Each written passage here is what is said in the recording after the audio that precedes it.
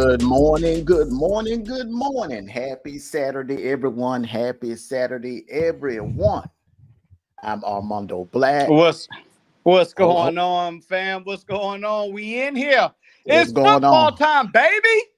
What's going on? It's that wonderful time of the year. Welcome everyone to the First and 10 Sports Show, the morning kickoff show, week one, the season premiere, the official season premiere. I want to salute everybody in the chat. Make sure you come on in, hit that like button. You can also share this video as well. And I want to welcome in my co-host, D Truth, Mr. Sniper, and a new addition this season, Miss You Knew, our moderator. Salute, everyone. Salute. Hello. How's everyone doing this morning? Hello, how's everybody doing? Hello, everybody in the chat. Y'all ready for some football? Let's go. Come on, y'all. Let's get this going. Boy, that sounded so country and lovely. Whatever. That sounds so country and lovely all at the same time. Y'all ready for some football? Let's go. Keep playing with me. Lord.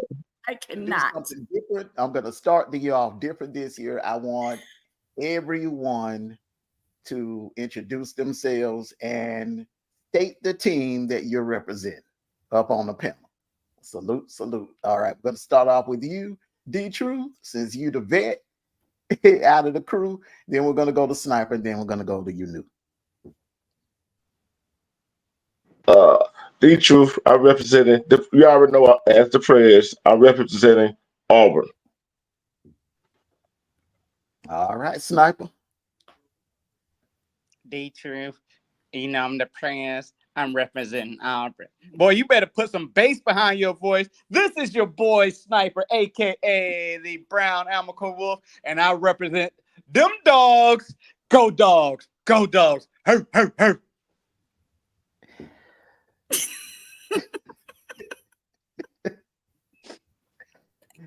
It's a tough act to follow. You got to come on with it, You Knew. Okay. Hey, y'all, this is You Knew. I'm down with the LSU. Don't you say nothing about my country voice, okay? I'm down with the LSU, y'all, okay? We're ready for some football. This is the Pink Wolf, all right? Let's go, you guys. All right, this is the Black Wolf in the house. As you can see from the pit, from the Abbey, I represent them Georgia Bulldogs. Go Dogs. Let's get it. See, it's easy to do, woof, woof, but you can't do. No. Oh, I'm gonna save that. I ain't gonna get crunk. I'm not gonna get crunk till Clemson week. until Clemson week, which is next week, I'm gonna get crunk. But today it's all about Florida State, Georgia Tech. They're in Dublin, Ireland. Last year, man, Notre Dame was just shellacked and blew out their opponent last year. The year before, we had a good one, Nebraska Northwestern.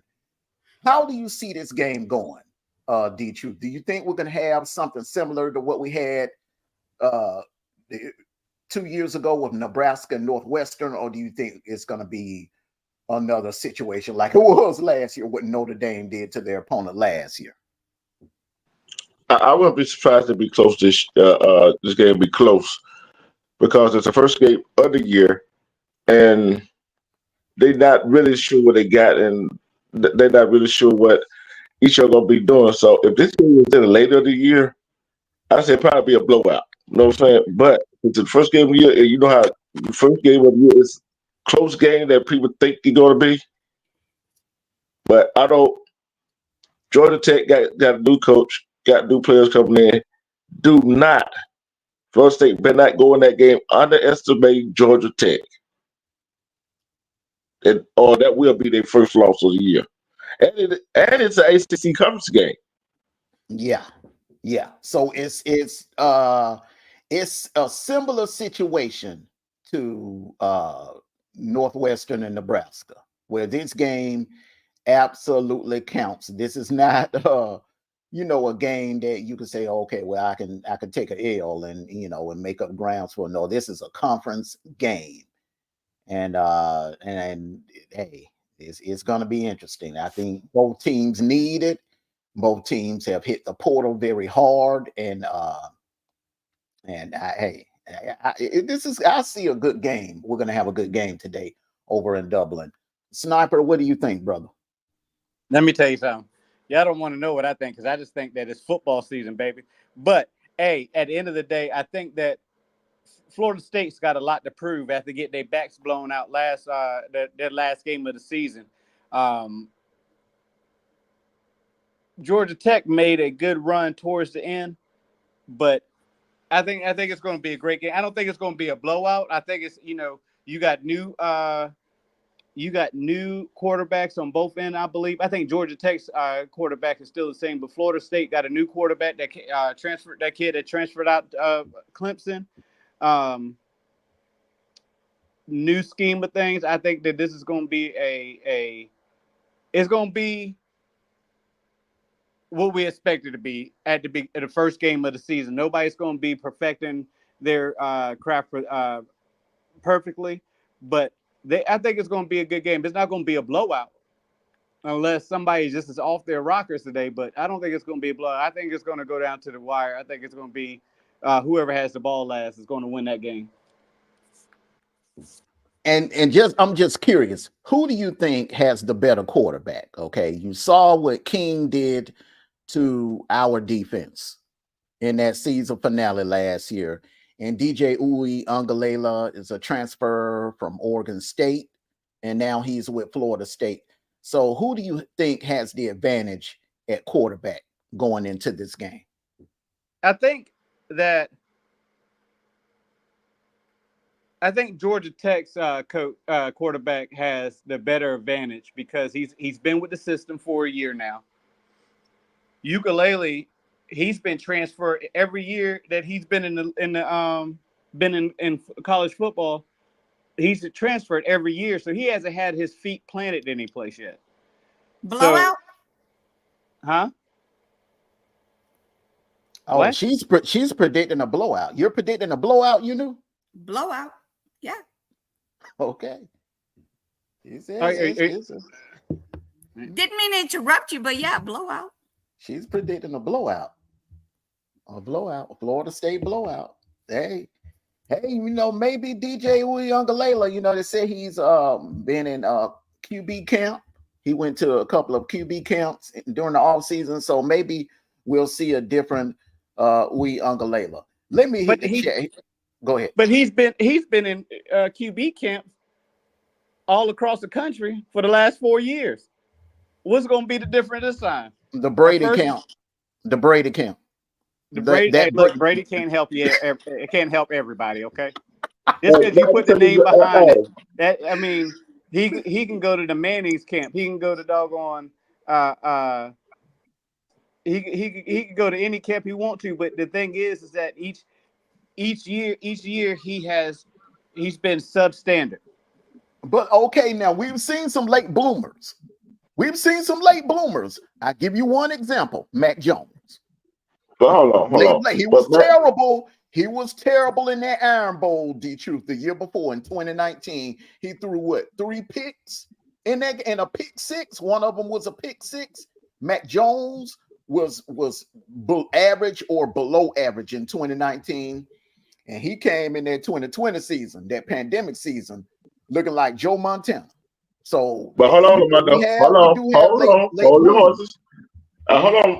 but don't forget, Matt Joe with the same team. He was with the same team the year before that he was when he got with the same team.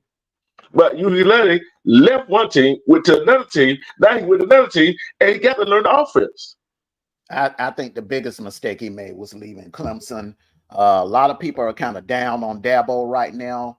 But I will say this, and we'll go to the next segment. I will say this: DeBoer is a hell of a developer. There's no other coach right now. He's the only Power 4 coach that does not fool with the transfer portal, but yet he always has his team in the mix. Even though he never touches the portal. So what does that say? the man can develop talent. Let me hit the chat here real quick and salute everyone. Dub saluting them USC Trojans. Clarence Banks, don't know your team yet. Renrock is representing them Florida Gators. Bacardi seems like he's representing them Georgia Bulldogs. Vaughn 216 Buckeyes. That's 216 there. Apple got some Ohio State Buckeyes in here. Hey, this I'm gonna speak on the Buckeyes here shortly. Kenyon 29, salute to you. Salute. Hey, and real quick, bro. Mm-hmm. Before you switch. Bronze, salute to you, brother. Salute. Go ahead. You said something. You said that Dabo's that they got on Dabo's neck about not trying to stay with ukulele, right? No. I said, in my opinion, ukulele should have stayed at Clemson because I think he's a hell of a developer of quarterbacks. Yeah, but who was in front of him? No one was in front of him in 2021. Remember, he came in 2020 in the pandemic year, and Trevor Lawrence got hurt the week before the Notre Dame game, and he played in that. He played lights out. The man threw for like 400 yards. And remember, the Irish had a defense that year. They had like four players that got drafted off of that defense into the NFL, off of that Irish defense. That's that same defense he dropped 400 yards passing on. Every dog has their day. But what did he do the very next game? Well, he showed out in that bowl game. So what I'm saying is to say, it's in him. I think he needs the proper development. Now, can Norvell pull it out of him? I don't know. That remains to be seen, all right? Because Norvell has not really had an elite quarterback. Travis already had talent. He brought talent to the table last year, okay? But Uwe Ungalala, let me pronounce his name correctly. Uwe Ungalala, he needs that development. And we've seen late bloomers before. No, Stetson was a late bloomer. Remember that now. Stetson came to UGA in 2017. But how many schools did he go to? He went from Georgia to the junior college. He went to the junior college for 1 year, and he came back. He came back in 2019. He wasn't ready in 2019. 2020, he was okay. His accuracy down the field was nothing like it was in the following year in 2021. Yeah, and that was because of Monken. Monken was the difference. Sniper. Right. But the thing I'm saying is this right here. My man, you could ukulele, however you say his name, and no disrespect to his name. Mm-hmm. You transferred to 3 different schools, bro, in 4 years. And I say that. I say that is a mistake. That's why this transfer thing, they need to get it under control.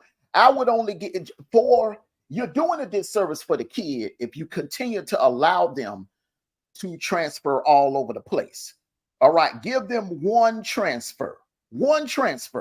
All right, and when they go to the next school, make sure that kid just has to make sure there's someone there that can develop their talent.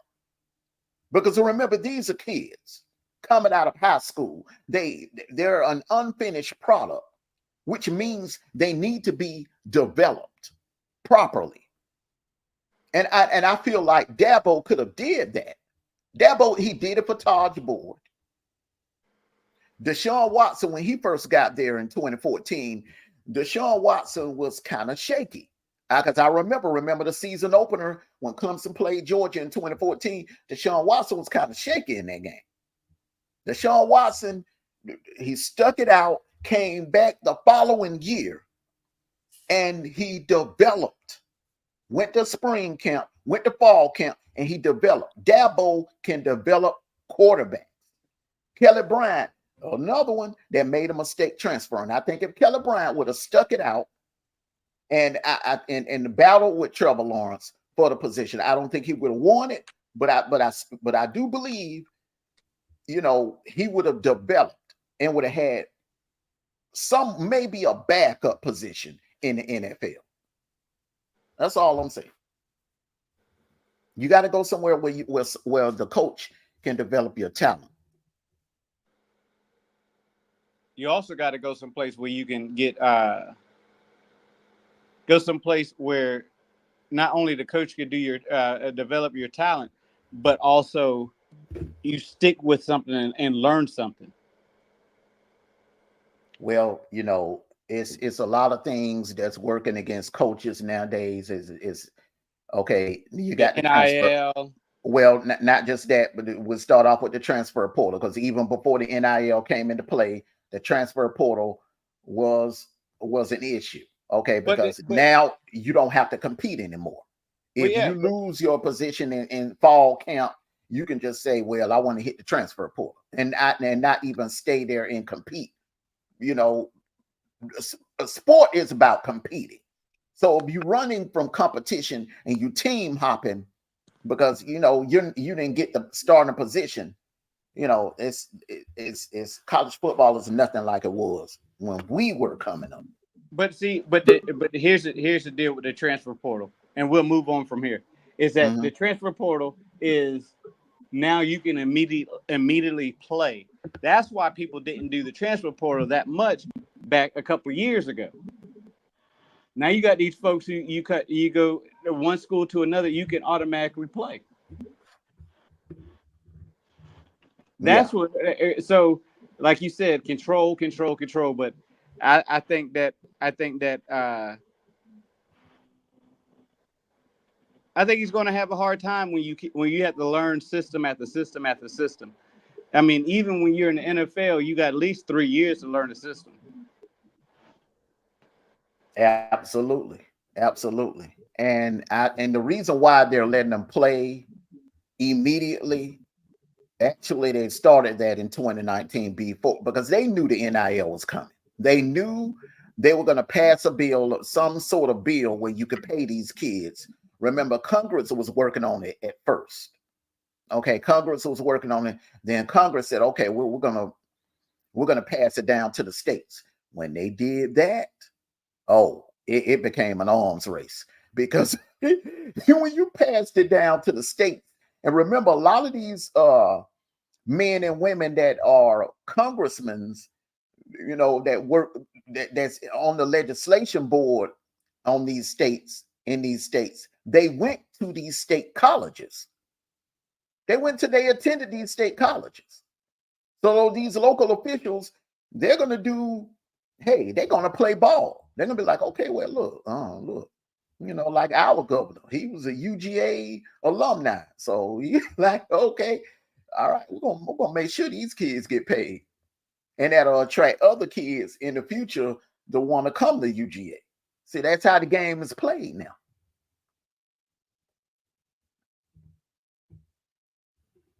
Yep, that's how the game is played now. So we're going to move on into our next segment, and I'll let you take over on this when you know.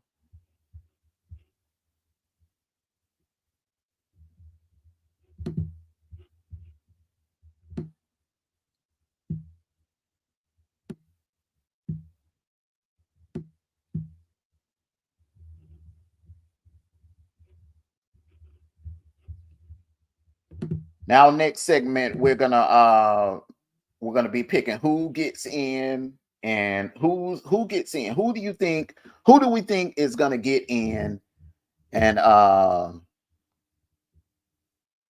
who's not gonna get in? So I have various teams going off the top 25 poll, and there you see right there the road to Atlanta. The college national championship is going to be played in the Mercedes-Benz Stadium, January the 20th, 2025. Yes, 2025. So I'll let you go ahead and take over. Go ahead. All right. Okay. So Ohio State Buckeyes, what do you think, Armando?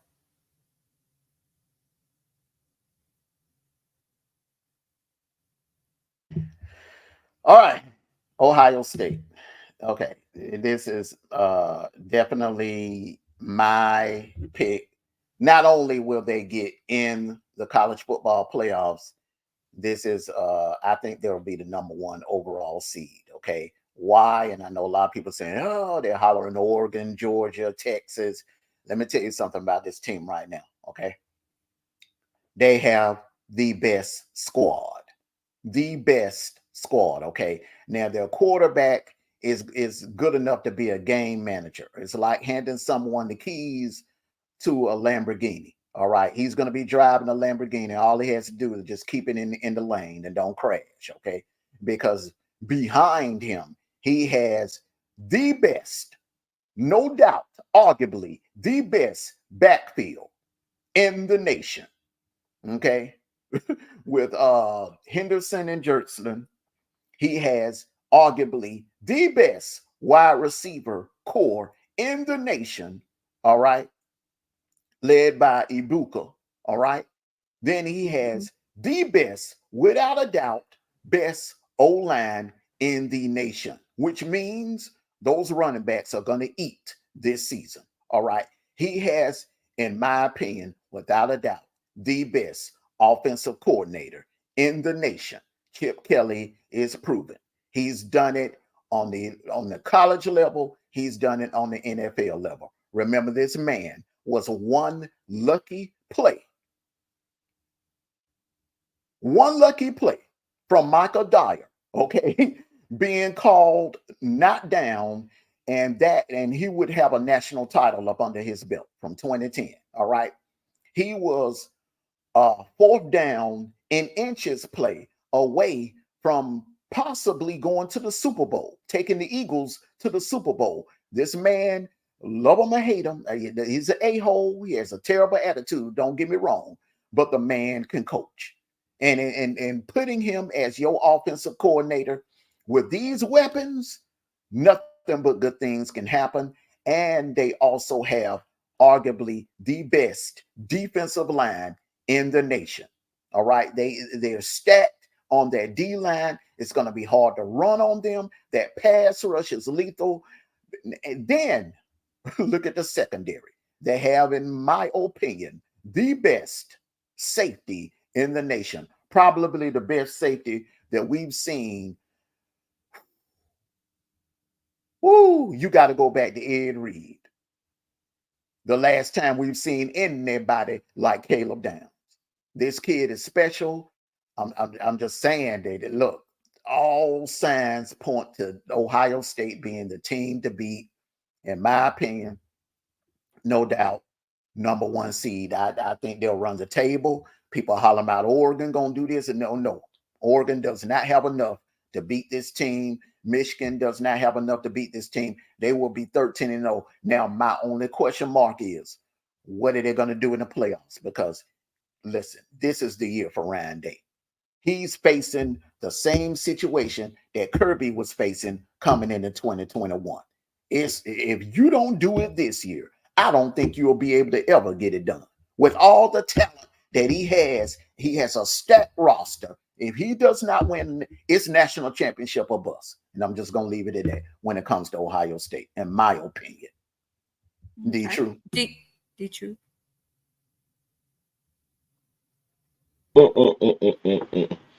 Well, where I got them ranked is not number one in the playoff. They make the playoff.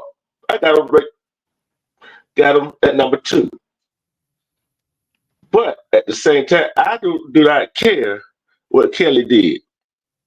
But you fail to realize in that championship game you was talking about, he already had the first down. And guess what? Auburn would have won that game regardless. So that's out the way. Number two, why he can't stay at a job if he's so doggone good at coaching? Number three, Ohio State is kind of, they're going to have some problems. Okay, how good they are. And plus, they don't have Barbara Harrison to bail them out. He ain't going to have to do it themselves. So that's why I got them is as in the playoff, but as in the number 2, not the number 1 seed. That's it. That's all I got to say. Straight to the point.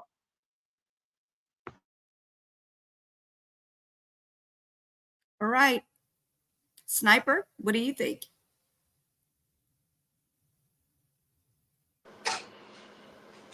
I don't know what Armando is sipping on this morning. His coffee is might be a little tainted. Ohio State right now is we got to see what they do. Their first game is Akron. Then it's you got these small schools, but when it starts hitting, is when they go to Michigan State. Their 4th game of the season. Then we can really see if these top players can stand up to what they believe in. I still think they don't have a proven quarterback.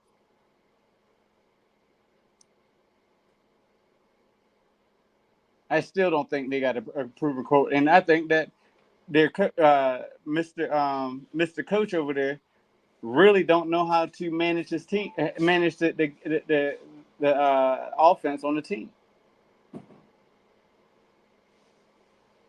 He has so many opportunities to be where Clemson is, to be where Georgia is, to be where Alabama is, and he blew it every time. He blew games left and right for the last couple of years that took them out of the playoffs contention, or he lost in the playoffs. Ohio State's going to have to show me. And if I remember correctly, I didn't even put Ohio State in my playoff bracket. Back to you, you knew. Okay. Okay, I have one pushback on it. One pushback, and then we can go on, finish on up. Now, what Sniper is just saying about Ryan Day, all right, the head coach of Ohio State. Remember, we heard the similar thing about Kirby. We heard the similar thing about Ed Orgeron. And what did they do different? The same thing that Ryan Day did.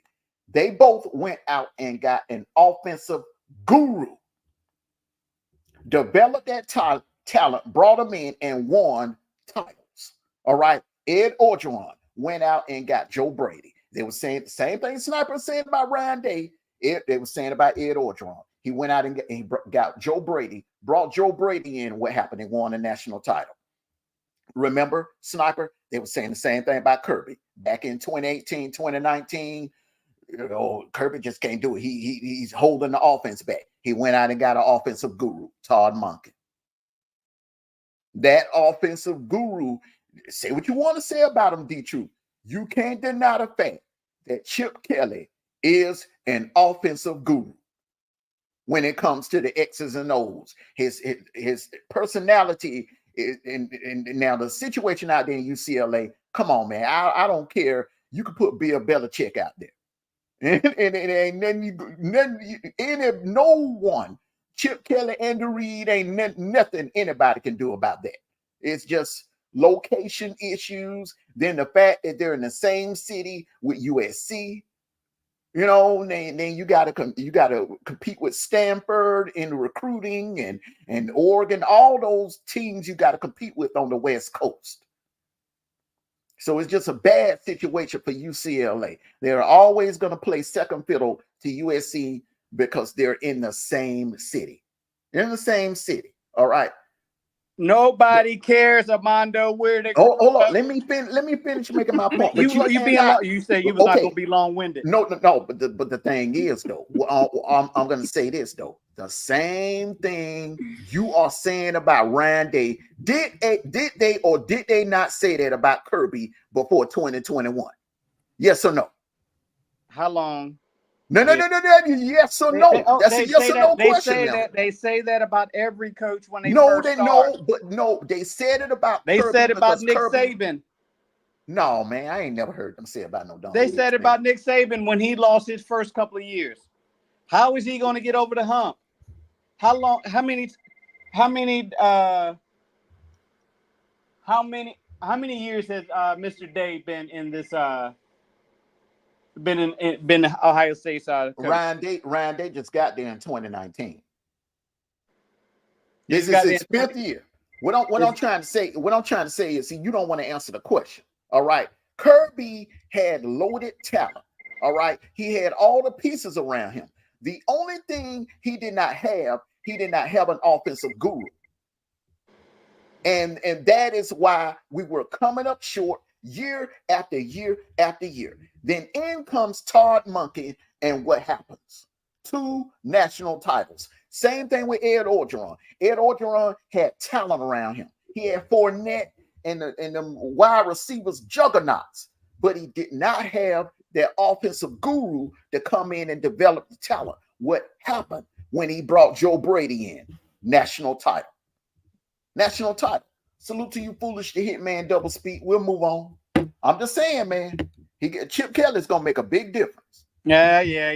That's the same thing you said about USC 2 years ago. Nah, all right, let's move on. You still harping on USC, bro. Yeah. Oh, I remember you picked Utah last year, okay? But I ain't throwing that up in your face. You picked Utah last year, which I think. All right, next.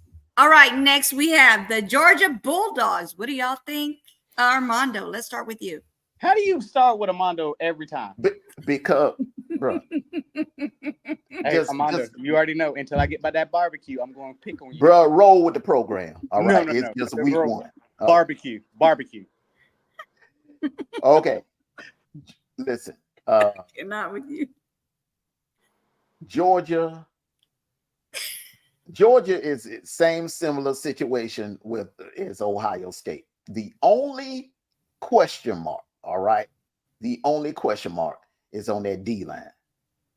They've been hit with injuries in camp this fall, and one of their best D linemen probably will not be ready until that fourth Saturday, which is they're saying that he may not be ready until the Bama game. So that D line is the only question mark. Other than that, the secondary is stacked. That O line is I think they can go toe to toe with Ohio State. One of the best. They're probably like number 2 behind Ohio State O line. I think they have the second best backfield. If they're healthy, if they can stay healthy, they have the second best backfield. Now, what puts Georgia a step above everyone else is when it comes down to the playoffs, they are going to be the most dangerous team because they're the deepest team with the deepest talent. They can lose players here and there, and I think they'll still keep the ship rolling. So, yes, definitely. Georgia, 2 seed in the playoffs, in my opinion. All right, D-Truth, what do you think about that? Well, I got Georgia number 1 seed. Forget all that injury stuff. That's part of football. 1, they got to come out the gate. They're going to come out the gate rocking, for 1. And 2, defense travels. That's win championship. It has been proven. Defense win championship. We can talk about offense all day long, but if the defense is what it's supposed to be, and they got all the players, all the bodies, the question is going to be, all the bodies going to be developed and ready for when time comes, when the injuries happens, will they be able to step up? That's in the team. But I got Georgia as the number 1 seed in my playoff bracket. So Georgia will be ready, and they are by far the number 1 team in the nation, and they're gonna do what they got to do. So no matter the offense or defense, they're gonna be ready because they got that deep team. So Mark my word, they're gonna be the number one seed. I'm not saying they're gonna win the championship, but they're gonna be my number one seed. That's all I gotta say.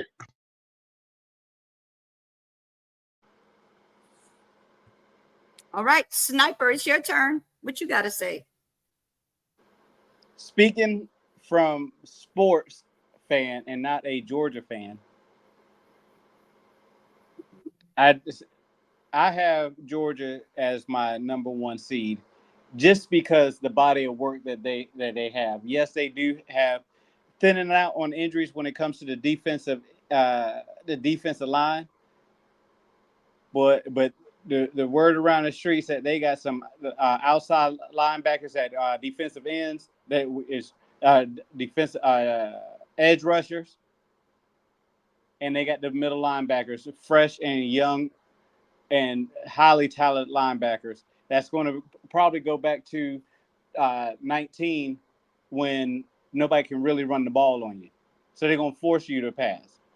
I think that we have to see what the left side corner is going to be like.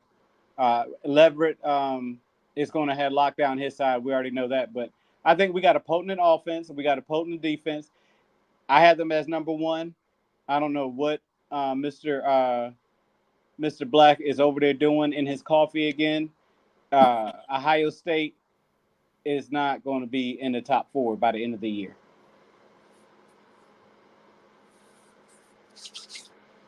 Any pushbacks? No, Yes, there's no pushback. Yeah, hold on. Yes, no yes, I do. No. I do have a pushback. Only because in the reason, let me explain to you the only reason why I have Georgia as my number 2 seed, because come on now. I mean, I'm a Georgia fan too, but let's be real. Look at that schedule, brother. You got some landmines and that trap mines in that schedule, bro. You're opening up with Clemson, all right? Then you got, I don't know why the hell they schedule Auburn for homecoming. You got Auburn, which is a much improved Auburn team. Then you got Tennessee. Those are 3 dangerous games off the rip. Then you haven't even gotten to that gauntlet of a road schedule. You're going to Tuscaloosa, all right? You don't know what you're walking in there. Then you're going to the Grove to play Ole Miss. Then you're going to Austin to play Texas in front of over 100,000 people. Okay, so it ain't going to be Ohio State. To me, in my opinion, they only have 2 landmines that they have to watch out for: Penn State and Oregon. All right, and I think talent-wise, they are much better than both of those teams. So that's the only reason why I have Georgia. I have them dropping 1 game. Even you said yourself, you don't think anybody's going undefeated. But I disagree. I think Ohio State will be undefeated, and I think Georgia will be standing there with 1 loss. Ohio State, you pick 2 teams that Ohio State has to play. And those 2 teams, but you're forgetting about the other teams they struggled with last year. That is not the same Michigan team. They Michigan. See, you hold on. Hey. Go ahead. I'll let you go ahead. Go ahead. And I'll tell you why. No, you don't got to tell me why. I know why. But you're how many players is Michigan bringing back from that national championship team? Do you know? I'm not even talking about Michigan. That's the only team they lost to. But I didn't say lost. Did I say lost or did I say okay? Because you telling me something different, because they haven't struggled with anyone but Michigan. They didn't struggle with Iowa. Come on, man. Who doesn't struggle? Iowa is like Iowa to Ohio State is like Kentucky to Georgia. Okay, yeah, they play them close, but they can't get the job done. Iowa has not beaten Ohio State, man, since I was a kid. Next. All right. Come on, bro. It doesn't matter if they beat them or not. They struggle with them. That's the point. That's the key word in all the decisions. Struggle. See what I'm saying? If a team always struggles with somebody but manage to beat them, they kind of they kind of negate what they do. You know what I'm saying? Because you can struggle with a inferior team on the field, and that will hurt you in a playoff spot. Yeah, but Struggling don't win you the game. Look, remember back in the days when the Bartkowski days, the Falcons, the 49ers, and Joe Montana would come in there undefeated and struggle and come into Fulton County Stadium and play a close game against the Falcons. But we all know the Falcons back then were nowhere near the level of the 49ers. Struggling, there's always going to be a team on your schedule that you're going to struggle against every now and then. And Iowa really, it ain't really been a struggle. Not all that much of a struggle. They got lucky one year with JT Barrett threw them 4 interceptions and beat Ohio State. All right. I was joking about that and beat Ohio State since I was a kid.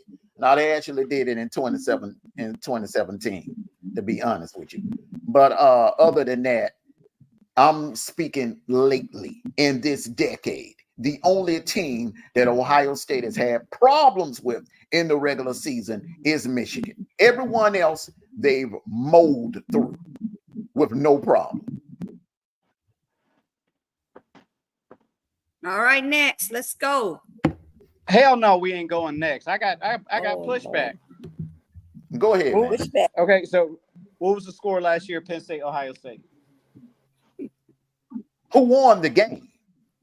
Who won the game? Did I say that again? The question. The only question. Your definition. Listen, Armando, go ahead. Go. Y'all talk about close on the council. I didn't horseshoe say and grenades, bro. Go ahead. Not let me talk. Go ahead. I didn't say nothing about doggone winning and losing. I said struggle. Look at the whole body of work. They struggle. Okay. Against a Penn State that don't have no identity. Okay, let me go ahead and rephrase it. Okay, so we can move on. The only team that has beaten Ohio State this decade is Michigan. Michigan is nowhere near the same as they were last year. They lost their head coach.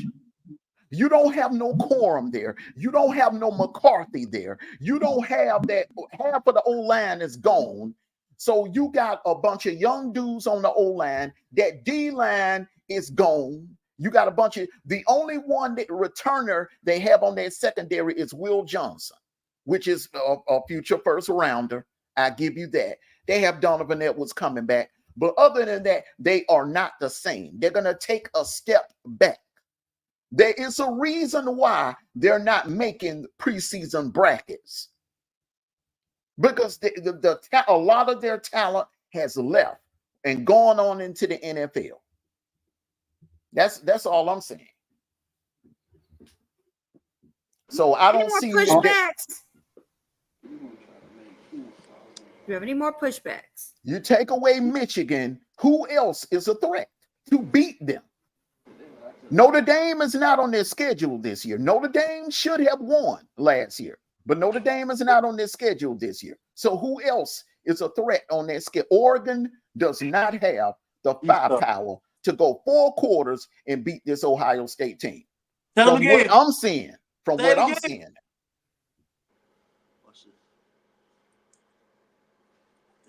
This dude got an Ohio State tattoo on his leg. What did it say? What did it say? What did it say? Y'all been talking to Alpha too much. What did it say? Huh? Y'all been talking to Alpha. No, brother, I just pay attention to details. I'm a dog fan. I ain't no Disney dog fan. Okay, now go ahead, All right, Utah Utes. What you think, Armando? And don't you say nothing, Sniper. Go ahead, Armando.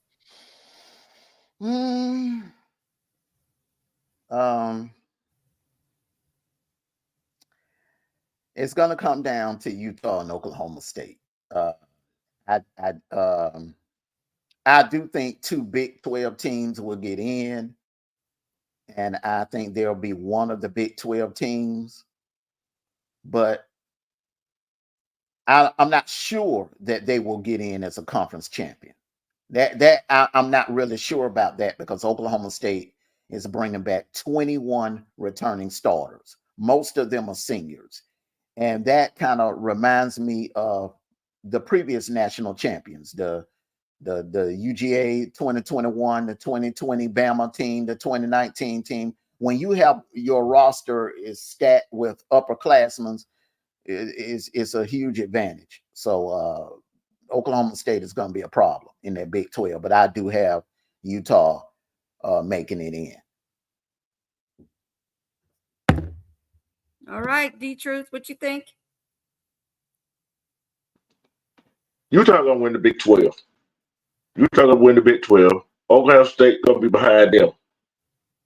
Cause they still got their defense coming back. The offense probably a little shaky, but like I said, defense wins you the ball game. And he said Oklahoma State got 21 players coming back. Yeah.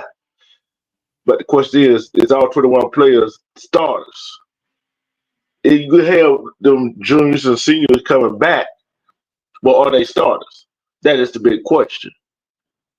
And all 21 players are not starters. Like I said, Utah got that defense coming back. Got the same coach, same offensive coordinator, defensive coordinator, and they are the team to beat. Bottom line. Ain't no use to going into all this explanation why this, why that. That's why I said what I said. Defense. Utah gonna have that defense. That's why I got them number 3 or number 4 team in the playoff. That's all I got to say. Okay, Sniper, what you got? I don't want to talk more about it. No, I'm just playing. I don't want to be a Skip Bailey. Hey, listen, they got their schedule is in their favor. Oklahoma State, Arizona, back to back in September. Houston could be a problem for them, but I think that they have was a one-loss team out of that Big 12 should be they should make it in. I do have them in. I actually have them as that Cinderella team. And they got a quarterback like 45 years old. So he's playing men against boys. So he should be able to control this offense and play like he's in the NFL or something. You are 25 years old, bro. I mean, I know Georgia had one of them too. And Oregon had one, but good gracious, bro. It's time to step out and get it, put your big boy panties on and move on. But I do have Ohio State, not Ohio State. You see, I do got Utah as my sleeper team, getting into the playoffs and getting deep into the playoffs at that. The only thing is that the West Coast, the one thing that they do not have, and I can't believe that D. Truth said this, but they don't have a defense. And the way I say that is because when you scoring 55 to 54 scores, or you're winning, by landslides, you don't have that defense that everybody thinks about. I mean, you think about it. There was some games that we looked at last year. Colorado game. That was an offensive struggle, not a defensive game, an offensive struggle. But the Washington game, 35-28. There's no defense over there on that side of the world. So let's cut that out. Any pushbacks? Right. No pushback. I just, that Arizona, Oklahoma State back to back, that kind of scares me a little bit for Utah. It worries me a little bit for Utah. Okay, well, let's go to the next that one. Could be that could be. I mean, that could be one of their losses right there. If they can come out there even, I mean, they should be in a good place. But then you go to Arizona State, TCU, who's not there. Houston's going to give them some try. BYU always try to give them something. I think if they come out at least on even 1-1, I think that's going to be that's going to show no problems with them. All right, Florida State Seminoles. What do y'all? Hold on, Armando. What do you think?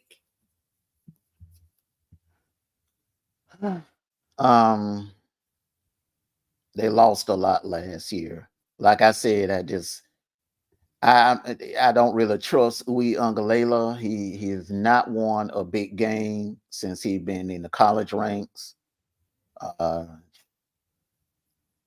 they don't have a Jordan Travis this year. They don't have a Keon Coleman. They're not the same. They're going to have a good season, but they're not going to be the same as they were last year. I think the ACC is probably going to come down between Miami and Clemson. Clemson has the defense. Clemson has enough returning starters that can challenge them. Now, the one advantage that Florida State has is they do have Clemson at home this year. They have Clemson and Doak Campbell this year, so that game could go either way. It's not like they're head and shoulders above everyone last year. This year, they're going to be challenged. They're going to be pushed, and watch out for SMU. And remember what I said, D-True, back in 2020. Remember what I said when there was this buzz about the NIL. What would happen if SMU ever found their way into the power, into one of the power conferences? They're in the ACC. So keep an eye on SMU. I don't know what they're going to do this year, but after this year, remember that oil bag is in Dallas. That oil money is in Dallas. So SMU is going to be a problem moving forward. But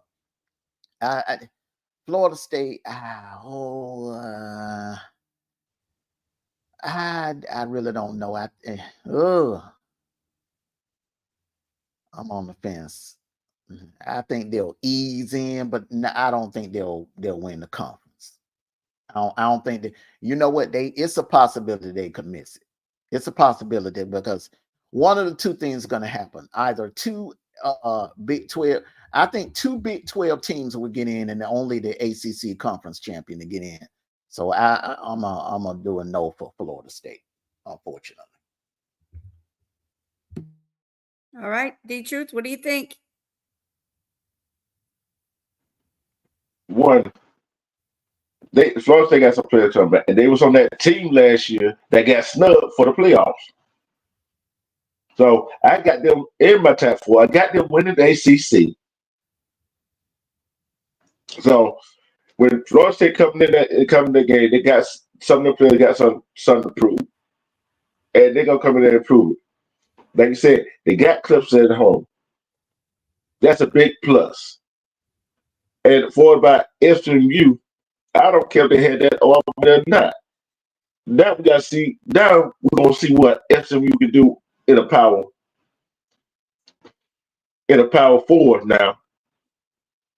But the ACC is one of the weakest. Is one of the weakest conference in power forward, besides the Big 12. So, yeah, SMU coming in the ACC, like what they really gonna prove? Okay. So what you gonna do? But Florida State gonna take it all in the ACC and make the playoff. That's all I got to say.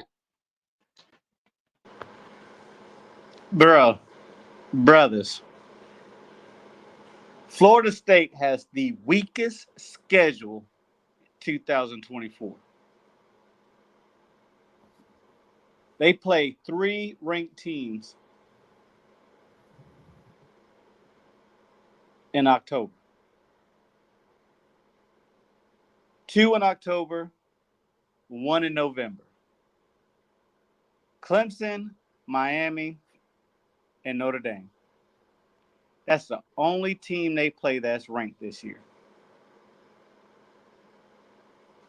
Their strength of schedule is horrible. They're not going to be able to get in. You lose 1 or 2 of those games, you lose tonight. You might as well go ahead and cancel that.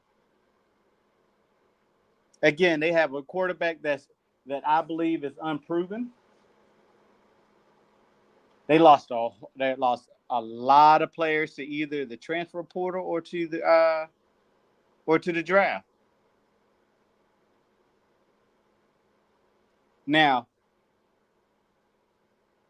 they still got to go and play at UNC, University of North Carolina.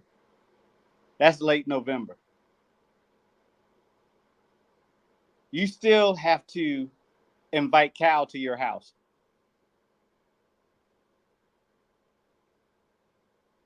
They are in I think the toughest game they have right as of now this month, or starting today to and going into September, is the Georgia Tech game. These fools ain't making it in. I have no trust in them making it in, and it has nothing to do that they got snubbed last year. They ain't making it in. Pushbacks? None at all. All right, let's go to the next one. You ain't got no music with this. With every time you switch, you got no music. Texas Longhorns. Armando, what do you think about that? They'll get in. They'll get in. They'll get in. They'll get in as a mid-level seed. They won't win the SEC, but they'll get in, definitely. All right, D-Truth? Well, Texas will get in, and they're going to struggle a little bit. But they're going to get in. So I forgot where I got Texas at, but hey, it's going to be a long road for them, especially coming to the SEC. They're going to be a long road for can they hang? Can them Oklahoma hang in the SEC? That's what we're going to find out this year. Texas get in. I got them in my playoff bracket. All right, Snap, what do you think?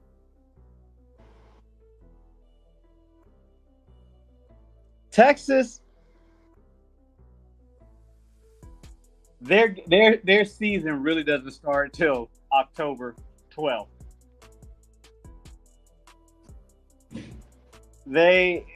It's going to be I think it's going to be the first year struggle.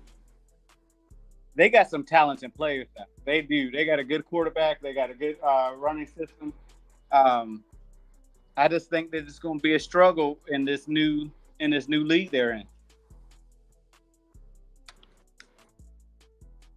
I don't. Armando, did I put them in? I think they get in, but I think that it's going to be. I think they're going to be one and done in the playoffs. Yeah, you got them in.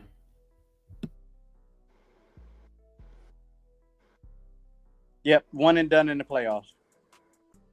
All right, any pushbacks? None whatsoever. All right, let's go to the next one.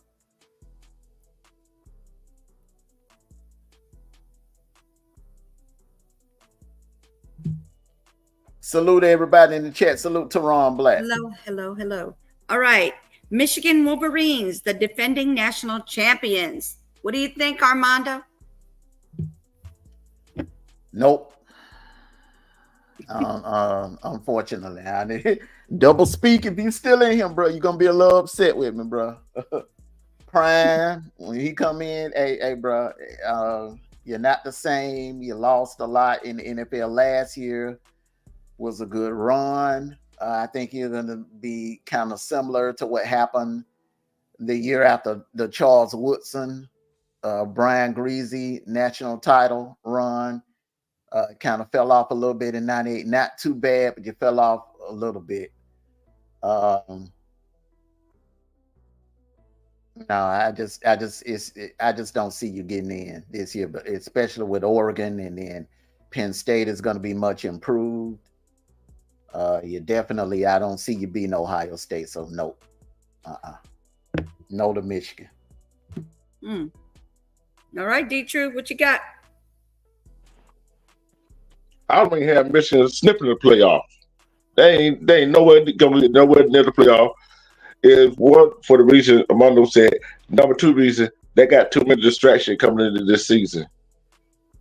What they're going to do with the coaches, especially for that cheating scandal they got going on now. What coach going to stay, which coach going to go, and they're going to lose some recruits because of that. I don't see them making the playoff. I don't have him in my playoff bracket. All right, Sniper, what you got? Double speak. I'm sorry, bro, but your team's gonna be watching it from the couch. Nobody knows who your quarterback is. Nobody knows who your running backs are. Nobody knows who your DBs are. You had one good year. That Nigerian kid is the quarterback. That kid that came in the Ohio State game when McCarthy went out for like a couple of series, he's going to be the starter. So as I was saying, nobody knows who their quarterback is. He played a couple series. Okay, who is he? I think that I agree with D Truth. We don't even know who the head coach gonna be.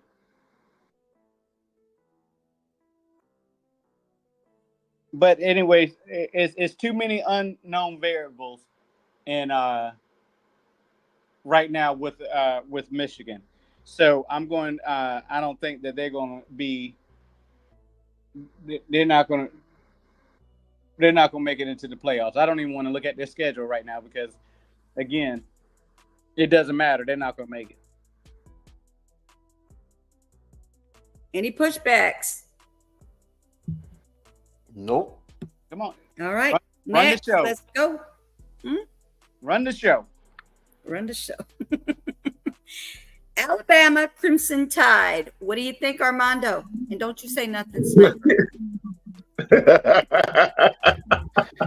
Same. I want to go for it on this one. I wanted to this one. Okay, I'll let you want to go first on this one. Yeah, I'll let you go first on this one, D. All right, go ahead. Sorry, fan. Hey, put it away. Sorry, Bama fan. Sorry about your, you know what, luck. Y'all not look at. Y'all be lucky to be at the top of the SEC or the middle of the pack of the SEC this year. We told you last year Nick said we're going to retire. Y'all didn't listen. Look how many players transfer out of Alabama. Y'all losing recruiting in the state of Alabama. You hired a coach from Washington that don't know what the SEC schedule gonna entails. Y'all got a lot of uncertainty, and then he got a lot of big shoes to fill as head coach. Good luck, but y'all not making nowhere near the playoffs. All right, Armando, you next, since he already did his. Okay, I'm not gonna be that harsh. Okay. Okay. Now, can a first-year head coach from a different conference come in and take a team to the playoffs or to the national championship game? Yes. We've seen it done twice in the last 10 years. All right. Sonny Dykes did it for TCU and Gus Malzahn did it for Auburn. But the difference is retention. Auburn had retention in 2013. TCU had retention. When I mean by retention, I mean they maintained their core players. No one left when Chisnick was fired. No one left when TCU fired their coach and hired Sonny Dykes. Okay, so and also the difference is Gus had much success in the transfer portal, and so did Dykes. Both coaches hit the transfer portal, and they had a great offseason. They was able to turn the team around in a year, go into the season, and win their conference and get to the national championship game. I don't see that happening with Caleb DeBoer because they had poor retention this year. A lot of their key players, they either went into the NFL or they transferred. Kalen DeBoer, has he won everywhere he went? Yes. But the SEC is a whole different animal. The SEC is a whole different animal. I just think it's a couple of landmines on that schedule that's going to trip them up. And I think the LSU, Missouri, Tennessee, those three could be potential losses. I think they'll take one out of the three. Then it's going to come down to that Iron Bowl, and I think that's where they're going to be eliminated. In that Iron Bowl, I don't have Bama making the playoffs. All right. They'll have a good season, but they won't make the playoffs. All right. I'm sorry about that. But Sniper, what you think? Oh, it's my turn? Yeah, it's your turn. It's my turn now? It's your turn now. I'm going to put a bold prediction out there, y'all. And I swear to you, I'm going to throw this out there. And I don't have nothing in your mouth when I say this. Vanderbilt will beat Alabama this year. They will get their second or third SEC win this year off of Alabama. That's what I think about Alabama this year. Nobody's scared of Alabama no more. They still got good players. They still got they got a decent quarterback. They always have a stable of running backs. But I just think that the scheme that they're going to go into is not going to be beneficial for them. All right. Any pushbacks? Oh, my Lord. All right. Nope. Wait, were you finished, Sniper? Because you stopped. I can't breathe. Y'all don't allow nobody to breathe. You have the longest pauses I've ever seen. Go ahead, man. We give you 15 minutes a segment. You can leave me 3. I don't pause, though. I don't pause. I continue my sentences all the way. I don't pause. All right, children. Go ahead. Your respiration system might be a little different than mine. Jesus Christ. Okay, go ahead, Sniper. Finish. No, I was done. Oh, well, shoot. Then let's go to the next one.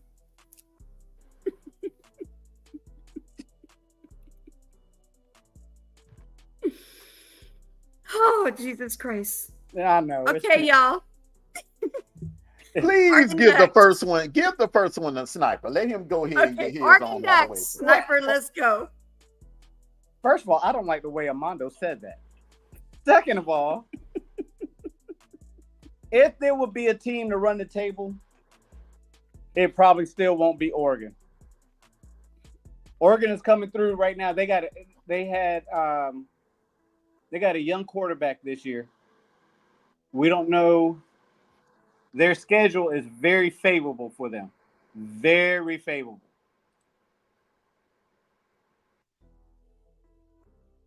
Is this a pause or are you done? I'm done.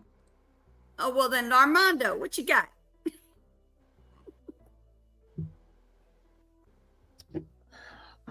They'll get in. They won't win the conference, but they'll get in. All right, D-Truth, what you got? I'm just gonna say I got Oregon getting in. I got them getting in. Hey, then like I said, don't come down to them at Ohio State, and don't be surprised. Oregon goes in there and wins the Big Ten for the first year.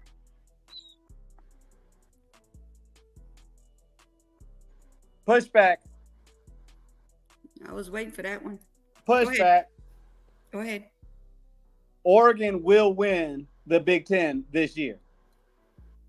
Oregon is going to beat Ohio State for the Big Ten this year. The only thing is that they with them coming, that's a lot of traveling for a lot of these games, and that jet lag is crazy. So that's one thing. That's one hurdle they got to get over. But Oregon will win the Big Ten this year. All right, is that it? Y'all got any pushbacks? Anything else? All right, next.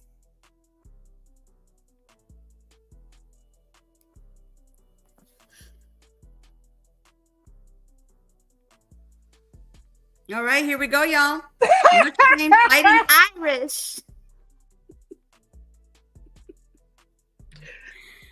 Oh, Jesus, I can't believe y'all put this team up there. Go, somebody do it. Go ahead, Armando. I couldn't finish it. Laugh now, Y'all heard. laugh now, cry later. I believe in Marcus Freeman. I believe in the process that he's got going on up there, Notre Dame. I wish they would go ahead and join up with the ACC. And unfortunately, they will never get a top feed as long as they're not in the conference. So, yes, they'll get in, but they'll get in as a lower seed. Okay. D-Truth, what you got? Hold on. Like I said this. I got Notre Dame getting in. And if they didn't have a 12-team playoff, they wouldn't get in. So, who to say they won't get a top seed? But if they run the table, but nobody gonna run the table this year. But as independent, they will get in the playoff. And I said they might make it to the second round. Might make it to the second round, but make it to the semifinals. I don't see Notre Dame make it to the semifinals. But I got them in playoffs. All right, Sniper, what you got? Your first game on the schedule is Texas A&M. Then you play nobody after that. Your strength of schedule is going to hold you out. Because they're going to look at this and be like, yeah, you ran the table, but you played Navy. You played Miami, Ohio. Northern Illinois. Where's your strength of schedule at? There's no way that they're getting in. I think they're going to be sitting with Alabama and the I wish I could have bowl.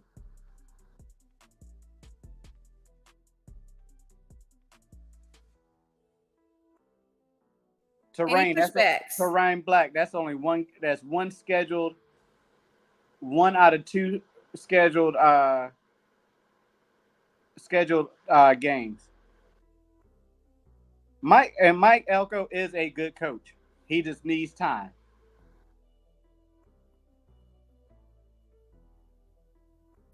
Any pushback? I think Notre Dame's schedule is a lot better than what Sniper is saying. Florida State is going to be a contender. Then they also have to play USC, and they're opening up the season with A&M. And you also got to remember, Notre Dame is pretty much America's team, so they get the benefit of the doubt, you know. So yeah, if they can handle business with that schedule and possibly run the table with that schedule, yes, they'll get in. I think they'll beat A&M. I'm not, I don't trust Elko like that. I don't think he'll come in. Will Elko turn the program around? Yes, eventually will, but not on week one. Notre Dame is stacked on defense. I think Notre Dame is going to beat Florida State because they got them at home. And then now if they can just handle business against USC, that is usually where the problem lies at. For some reason, USC just has their number in big games. So if they can take care of those three, then Notre Dame is going to definitely get in. Yeah, that's what I'm saying. But we looking at the rankings that is out now, right? That don't mean a doggone thing when the season goes along. So their ranking change day to day. A team may not be in the top 25 today, but 2 weeks from now, that team will be in the top 25. So look at it that way too. All right. Any more pushbacks? Yes. Yeah. So, yeah, understand this. I understand what you're saying, D-Truth, about the rankings and how it changes it changes every day. Northern Illinois, are they ever going to be ranked? Purdue, are they ever going to be ranked? Georgia Tech has a possibility to be ranked. Virginia, are they going to be ranked? Army, Navy, are they ever going to be ranked? That's where I'm saying that their schedule is not, their strength of schedule is not good. It's not going to be in their favor to make it into the playoffs. They did it those last couple of years because they actually they ran the table. They can run the table this year and still don't look like they can make it in because who have they played until the end, the first game of the season and the last game of the season? Come on, bro. I'm going to tell you this. They play the ACC schedule. If you look at it. So by your logic, the ACC is weak.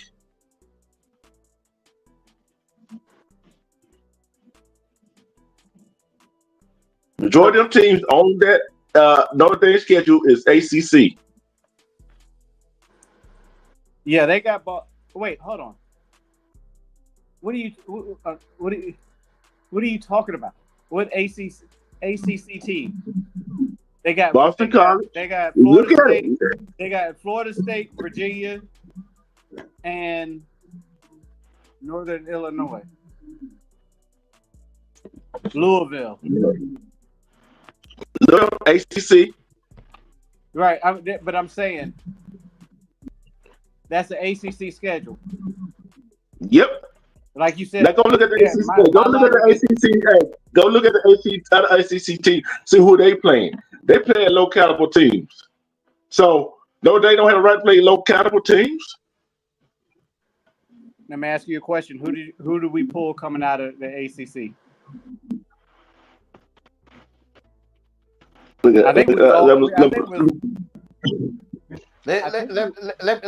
me get in here.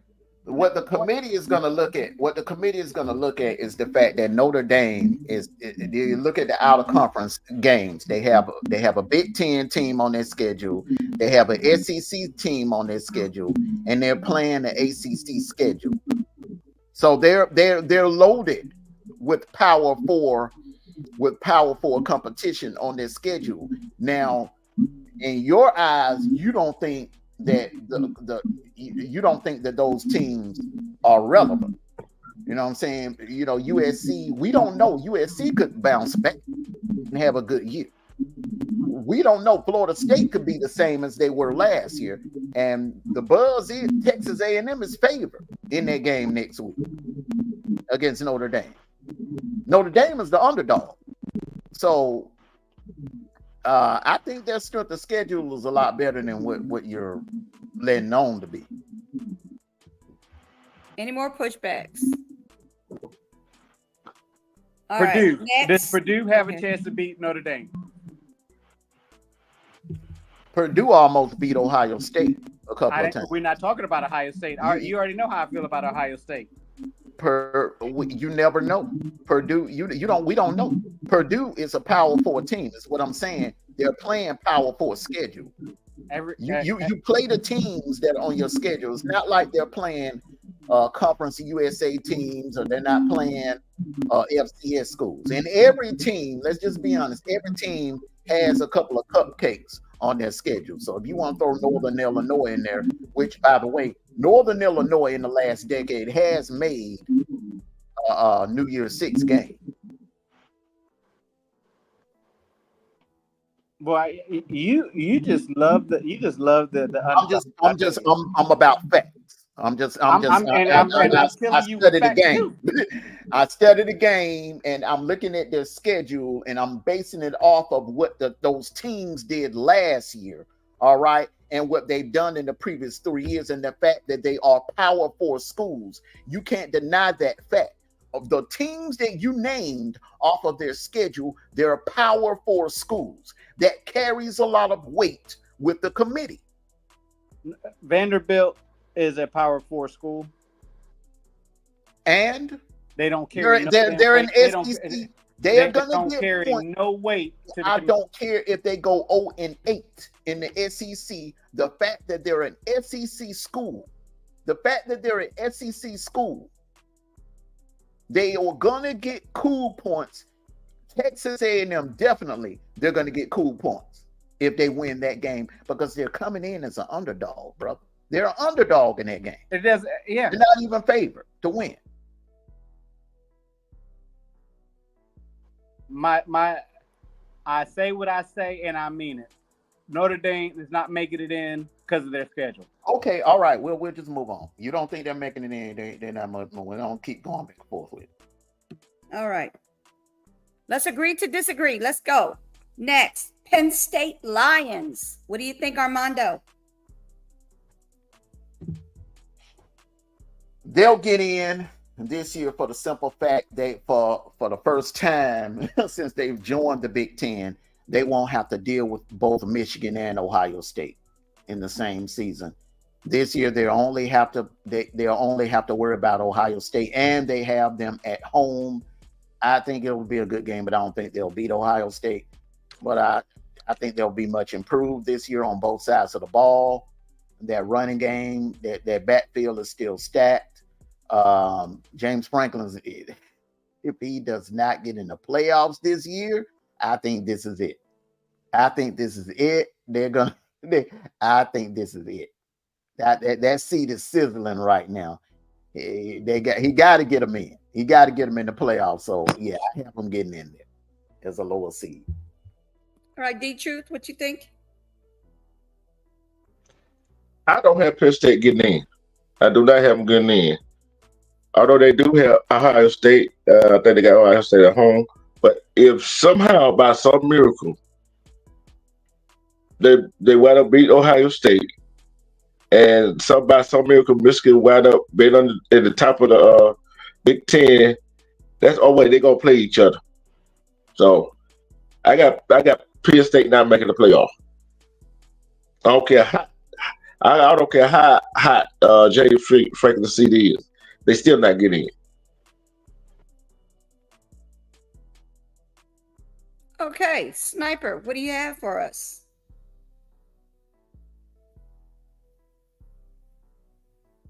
Penn State is Penn State. We have to see what Penn State do this year, like we had to do from last year. In the year, start off hot, got the all white crowd in there. And when I say all white, meaning like they wear all white with the white towels. I'm not saying that everybody to go to the game is all white. So before y'all try to throw me out there like that, but it all depends on how their season goes. Just like Armando said, if the coach does not produce this year and do not get into the playoffs, he gone. Penn State gonna be looking for a new coach.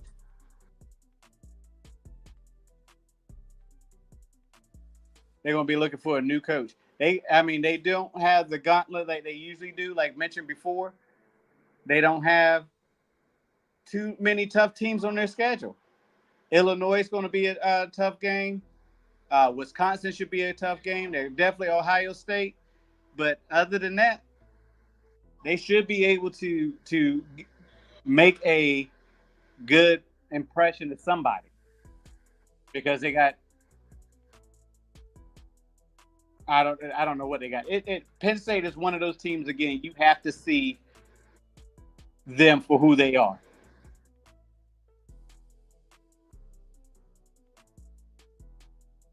Any pushbacks? None whatsoever. All right. Next, let's go to the next one.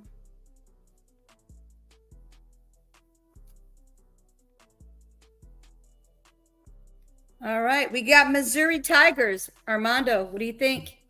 I'm curious to see what D-Truth has to say about this. So I'm going to defer. All right, D-Truth. Let's go, D-Truth. I think I got Mizzou in the playoff. Got Mizzou in the playoff. Although I think Auburn got them this year. I think they got them in Missouri, but got not here to there. But got them in the playoff. And all depends on how this season go. They had a good season last year, but Missouri is in the playoff in my bracket. All right. Armando? I got them in. And I got them getting in 10-2. Yeah, they're in. And Luther Burden is a Heisman finalist. All right, Sniper, what you got? One of the most scrappiest teams for the last couple of years. They are scrappy. They put everything on the line each game, and you have to worry about them. They can go left. They can go 10-2. They can go 11-1. I think they're going to do pretty good this year, and I think there's a chance they'll be one of the last teams getting in. All right. Any pushbacks? I don't see them being an 11th or a 10th seed. I see them being somewhere between 6 and 9. That's the only pushback I have. Anybody else? All right, let's go to the next one.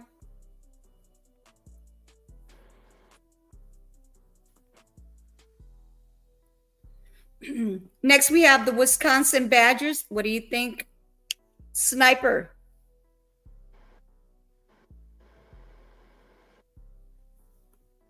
I'm just going to be plain and simple with this one. No, ma'am.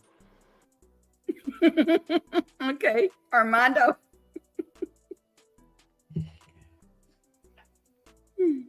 They'll get it together. Luke Finkel, everywhere he's went, he's turned teams around.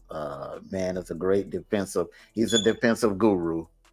What he did at Cincinnati, I don't think anybody else would have been able to pull that off. But one of their first. It depends on what happens in that Bama game. Now, if they come out and they do to Bama what they did to LSU in 2016, then we have to take a closer look at Wisconsin. Now, there were times that they almost got in the playoffs when there was 4 teams, 2017 and 2018. They almost got in. So, but I don't think they'll make the cut this year. No. So I'm gonna take a no on Wisconsin. Okay, D-Truth, what you got? That's a no. I don't even have them in my playoff bracket. They're not making the playoff. All right, if that's it, let's go to the next one. All right, my team, LSU Tigers. All right, let's see. I have something to say before y'all say anything about my LSU team. We have some injuries, y'all. We have some injuries. Defensive back, Sage Ryan. I don't want to hear no excuses. Okay. Offensive line, we have Chris Hilton, ankle, and Miles Frazier. He's also got an ankle injury. We have our linebacker. We have West Weeks. Foot. He got his foot injured. And then we have another one, Jelani Watkins, ankle. You got a pen on you real quick. So what y'all think? What do you think, Armando? What do you think? What do you think? That's your team. After everything you just said, I think there's going to be some issues. I think they're going to have some issues, but they're going to get in. I think they're going to get in. I do. Even with the injuries, because you got other ones that are going to be, the tough. There's going to be some good ones. Definitely. Okay. That's what I'm saying. Just because we have injuries don't mean they can't fix it. Mm-hmm. Okay, so let's go. What you got, Armando? Hold on. Snap on mute you real quick. Hold on. I think it'll be. Hey, go ahead and let her have it. Go ahead and let her have it. Hold on. Let me get in. You always got something to say, D-Truth. Let him say what he got to say. I think the schedule is just too tough. They'll win some big games, but they will come up short. with 9-3 or either 8-4, and they'll be like 13th. They will be right outside the door looking in my opinion.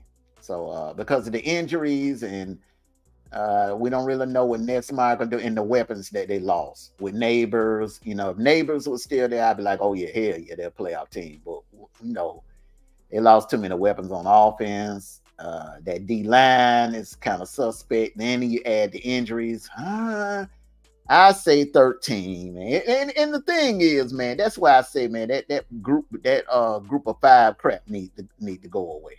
Because if it weren't for that group of 5 crap, I would have them in as that 12th seed. But Okay. No. All right. What do you think, Mr. D Truth? I know you got something to say. Let her have it. Let her have it. Go ahead. But I'm going to you stay for it. I'm not going to go get no parade about this. I don't even have them making the playoff. Point blank. I don't have them making the playoff. Okay. All right, Mr. Sniper, what you got? Mardi Gras coming early. They're not getting in. Oh, whatever. I think this is. I think it's going to be a. You got them in. You got them in. Did I what? You have them in. Man, you had me on the spot yesterday, man.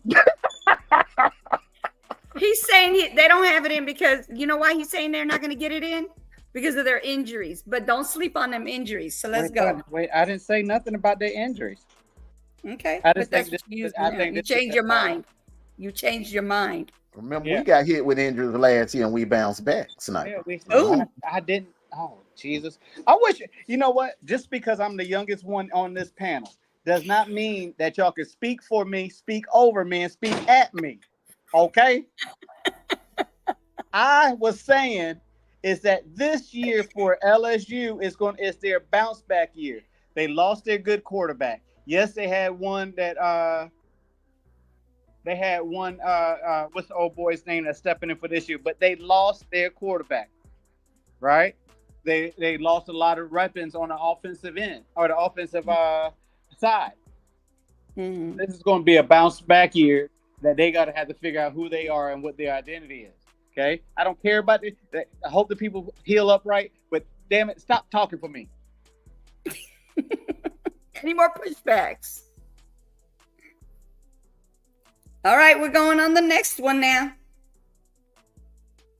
Here we go, y'all. Country ass, I swear to God.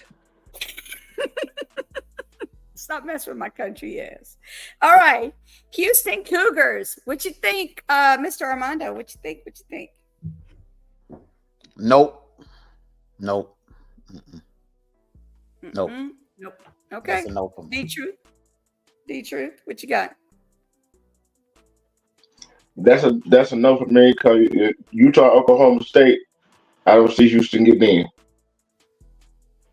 Of course, I don't have no my bracket anyway. Okay. Sniper.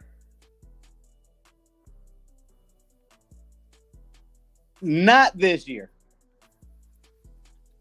Okay. Not next year. And not the year after. Can you be any harsher?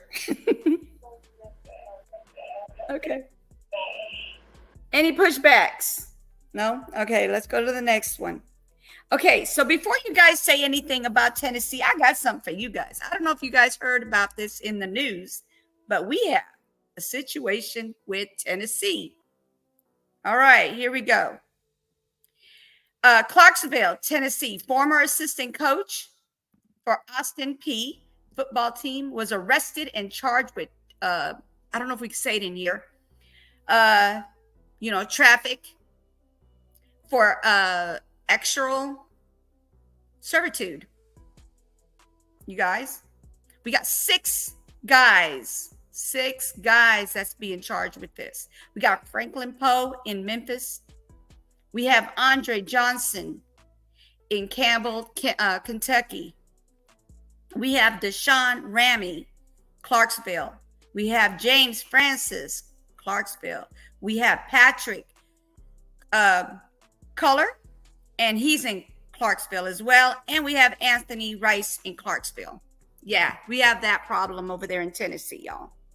That's what's going on over there. They're being charged. Are they football players? This is not Tennessee Vols. That's the Austin of Tennessee. Pete, Sam P. So it's not the Tennessee Vols. It's just another school that's in Tennessee. Right. That's not the ones that we're talking about. Can I kick this? But I just wanted to mention that about the, over there in Tennessee, they got some stuff going on. You could ask some questions. You have any questions? Okay. Let's go on to the pick. Tennessee, I think they will not get in. I don't think they'll get in. Wait a minute, Tennessee Volunteers. I have to say that before you guys, I just want to know if you had any more questions about the situation before you just cut it off like that. No. Well, the thing is they need to tighten up with that trafficking law. They're gonna have to come up with some kind of federal law. Right. Because it's getting out of hand in all the states, especially the southern states. The closer you get to the border, the worse it's getting. So until they do something federally, the problem is going to continue. But it's a shame that it's working its way in the college ranks. You can't even send your sons and daughters to college without having to worry about that issue. So right. And Patrick James, he did resign, just so y'all know, Sunday on August 18th. So he did resign. Of course he's going to resign. He's about to be caught up in some charges. He needs to be resigned straight into the federal pen. But I know it'll be the state pen instead. Right. So it's over a 2-day period. Beginning August 16th, officers were placed in several decoys. They were decoyed, y'all. They got the decoys on them. Advertisements on the website known to be linked to prosecution. Let's get back to Tennessee. Hold on, man. Commercial and X. This is important. On commercial and X. Yeah, that part. With the S in it. All right, go ahead. Okay. What you gonna say, D-True? One. Let's go back to I'm going to clear this up. For the people that is going to watch this baby, they are not, who she mentioned is not associated with the Tennessee Volunteers. No, they're not. That's what I said. This is just about Tennessee itself. I just want to mention Tennessee. My bad. Anyway, let's go. We're gonna go back. Let's go. Tennessee Volunteers. Yeah, we'll revisit that. I had wanted to visit that at the top of the show before we got into this, because I definitely don't want anyone that's watching this to think that it's not included. They're not in it. Tennessee. Yeah, they're not in it. Okay, now to Tennessee. I don't see them getting in. I think they'll be right along with LSU as one of. Hold on, D. You got something going on with y'all? Hold on. I think. Hold on, bro. Mute up real quick. Okay. I think they'll be like 13 or 14, somewhere along in that little bracket right there as the odd man out. Because I think they'll have either 3 or 4 losses at the end of the year. And they're going to have a good bounce back year. But the thing about the Tennessee fans, they're putting too much hopes into that Nico kid. The same. They kind of remind me of us in 2016 when Jacob Eason came in, and we thought Jacob Eason was going to ride in on a white horse and lead us to the promised land. It doesn't work like that. The kid has to come in and learn the system, which is a very complicated system. And he's going to have to, hypo system is very complicated. It took Hooker and Milton a couple of years to have that system down pat. So he's not just going to come in slinging touchdowns all over the place like Peyton Manning did back in the 90s for Tennessee. So yeah, they're not going to get in this year. But next year, look out. Look out next year. All right, D-Truth, what you got? Tennessee is not getting in. That's just straightforward. I don't know how Tennessee get in. Because they kind of like Missouri. They strappy, but they seem like they can't get the job done when they do have the players. So Tennessee's not getting in. All right, Sniper, what you got?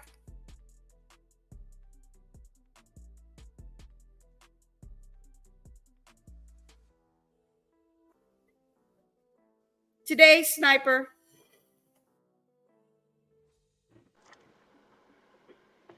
No, take me home to a place where I belong.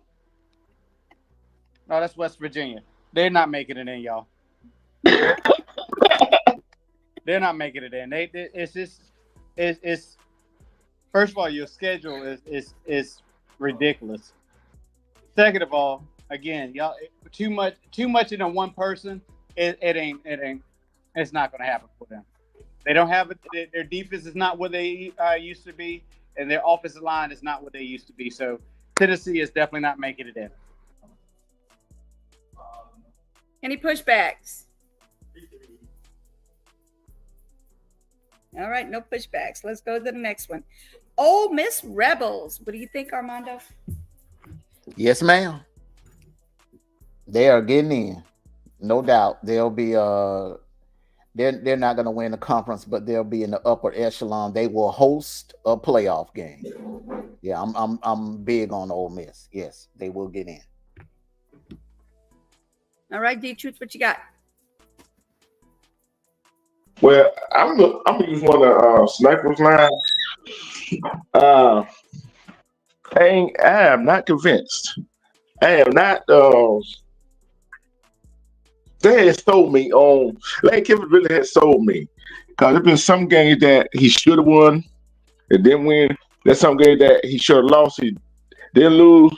But I'm more concentrated on the games he should have won, and they usually are big games that he should have won. And then he take too many doggone chances. That's why I got them not making the playoff. All right, Sniper, what you got?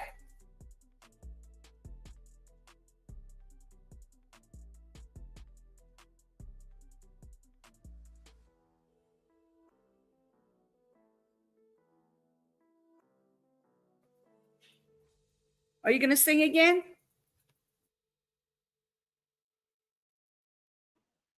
He probably doing something. Right. Okay, any pushbacks until Sniper gets back?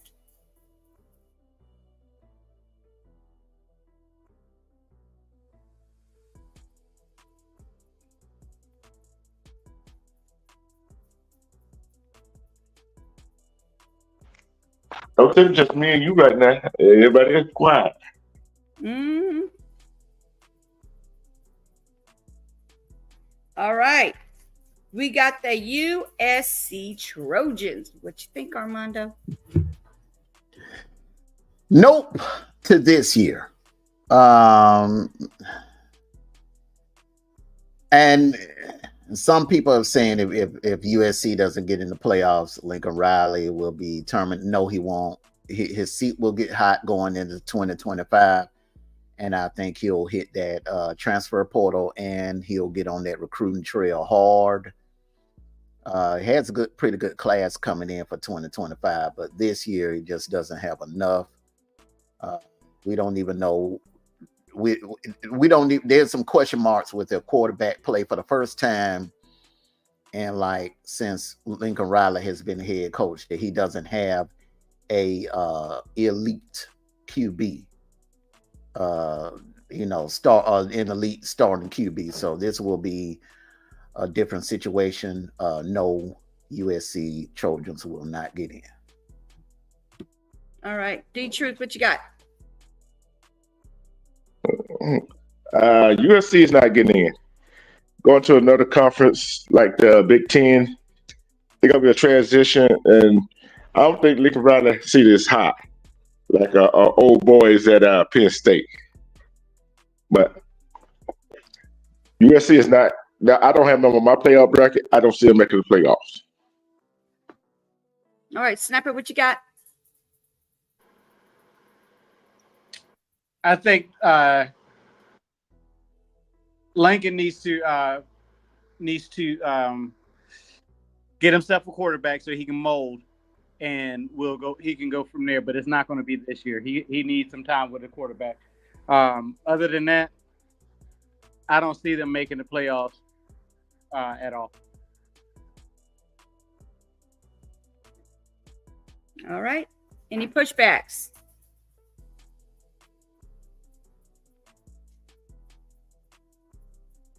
All right, next, Liberty Flames. Armando, what you got?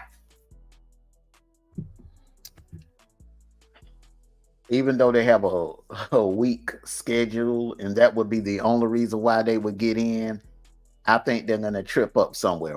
They're going to have one loss, and because their schedule is so pathetic, that one loss is going to keep them out. I think a one-loss Tulane or a one-loss Memphis would get in over a one-loss Liberty. So, nope. I do not have Liberty getting in. All right, D-Truth, what you got?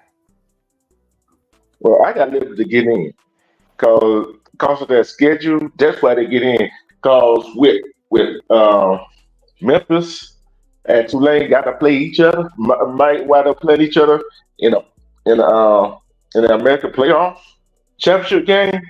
That's why they get in. They get in as the number 12 seed.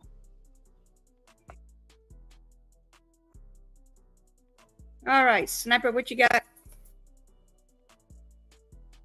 This is the part about college football I do not like. Where you got teams who don't play teams, and they're going to be able to get in.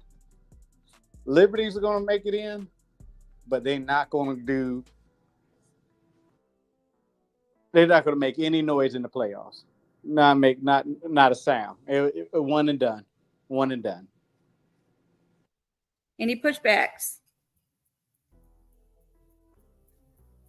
All right, the next one.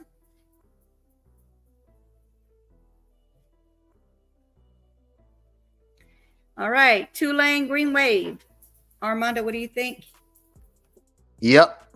That's my group of 5 pick right there. I think Tulane, you got to realize where they're located. And they're located in the heart of a lot of talent in America.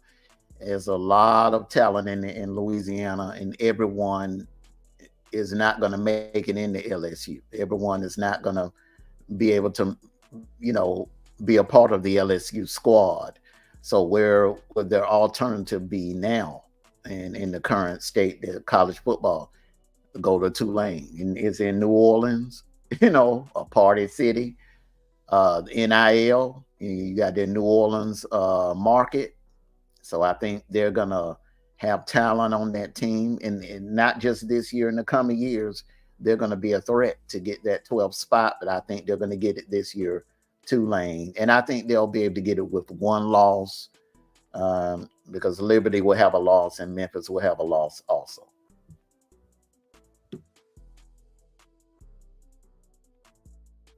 All right, what you got, D-Truth? Well, I'm going to tell you this. I do not have Tulane making the playoff because they in the same conference as Memphis. They said they schedule.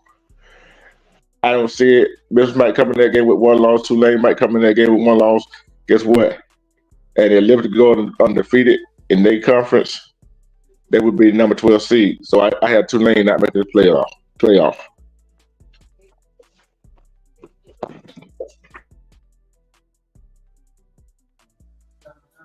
All right, Sniper, what you got?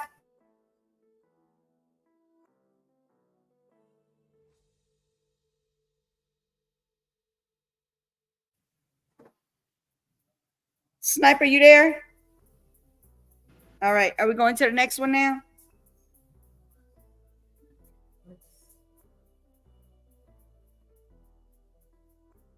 All right. Coastal Carolina. What y'all got? Armando, what you got? What you got? Nope. I got Tulane getting in and Coastal Carolina out. Okay. D-Truth, what you got?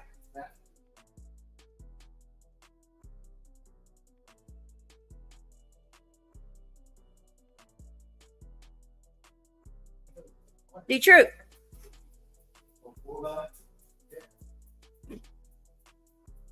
All right. Sniper, what you got? Hell no. To the no. Hell no. Hell no. No, you didn't. No, you did come with the bishop. Hey, listen. Hey, not all teams are equal. Are created equal. Okay, that's what I've been trying to say all day. Not all teams are created equal. So they don't have. We want to see the best 12 teams. All opinions, but the best 12 teams. So no. All right. D-Truth, what you got?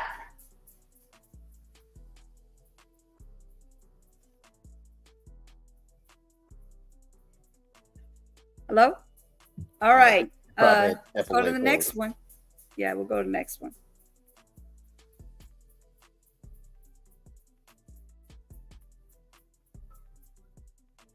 All right, we got the Clemson Tigers. What do you think, Armando? That's my pick to win the ACC. Clemson. I think they'll do it with one loss, and that one loss being to my Georgia Bulldogs. Okay. Well, I'll have Clemson making the playoffs.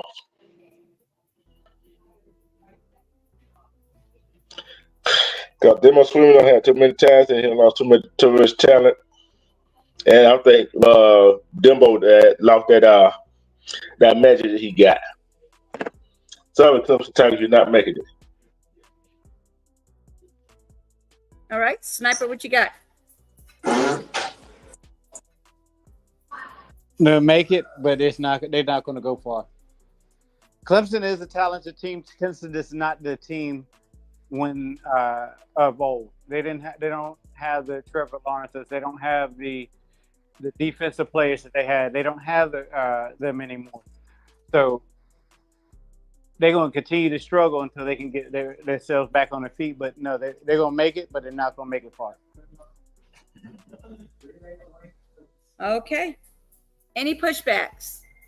No? Okay. Next. All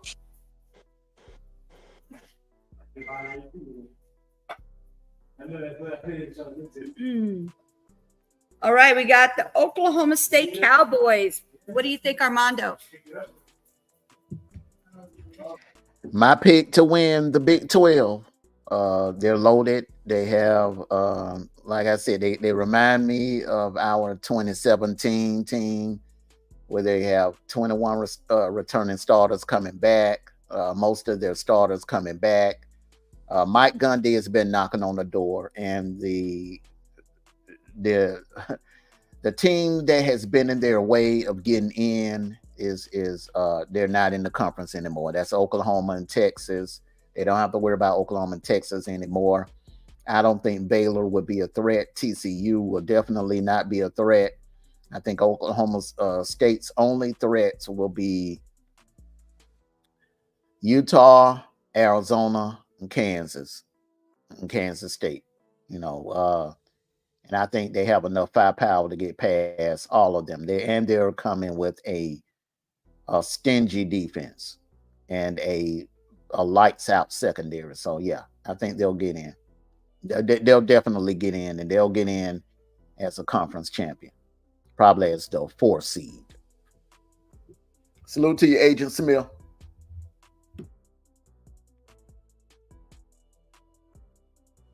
Well, I'm going to say this right. Oklahoma State gets in. They do not win the conference. Utah wins the conference. And like I said, Oklahoma State get in. Mike Gundy at Oklahoma State, even knocking on the door, and here's the chance to prove something. And here's something he can prove that he can win a big one if we get in when he get in the playoff. So Oklahoma State gets in. Okay. Sniper, what do you think? Another scrappy team is on the schedule, but it all depends on how they finish. I don't think I put them as making it in, but they gonna upset some people that's gonna get their hopes broken, destroyed by this Oklahoma State team. All right. Any pushbacks? All right. Next.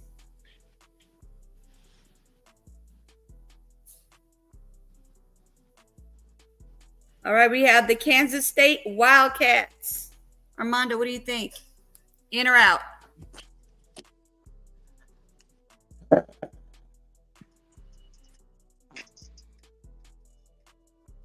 Out by the skin of their teeth. I think they'll get eliminated. They won't be able to get past Utah or Oklahoma State. All right, D-Truth, what you think? I don't have them in mind. They are out. Okay. Sniper, what do you think? In or out? I put them in. I think their schedule is on their side. All right. Any pushbacks? All right. Next.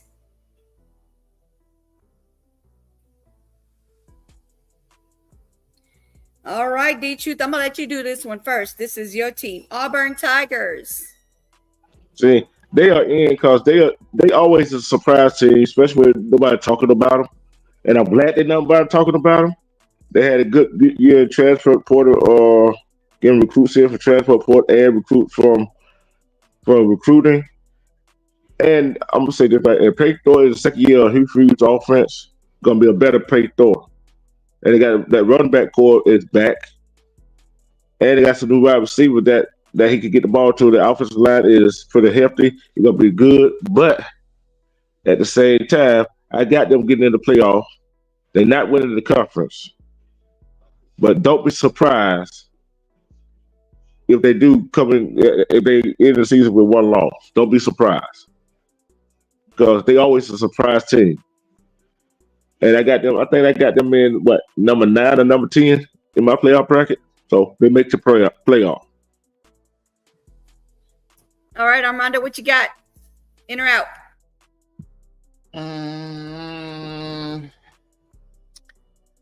My surprise team of 2024. Hugh Freeze has done it. If he did it at Ole Miss, I definitely think he can do it at Auburn. They have the talent.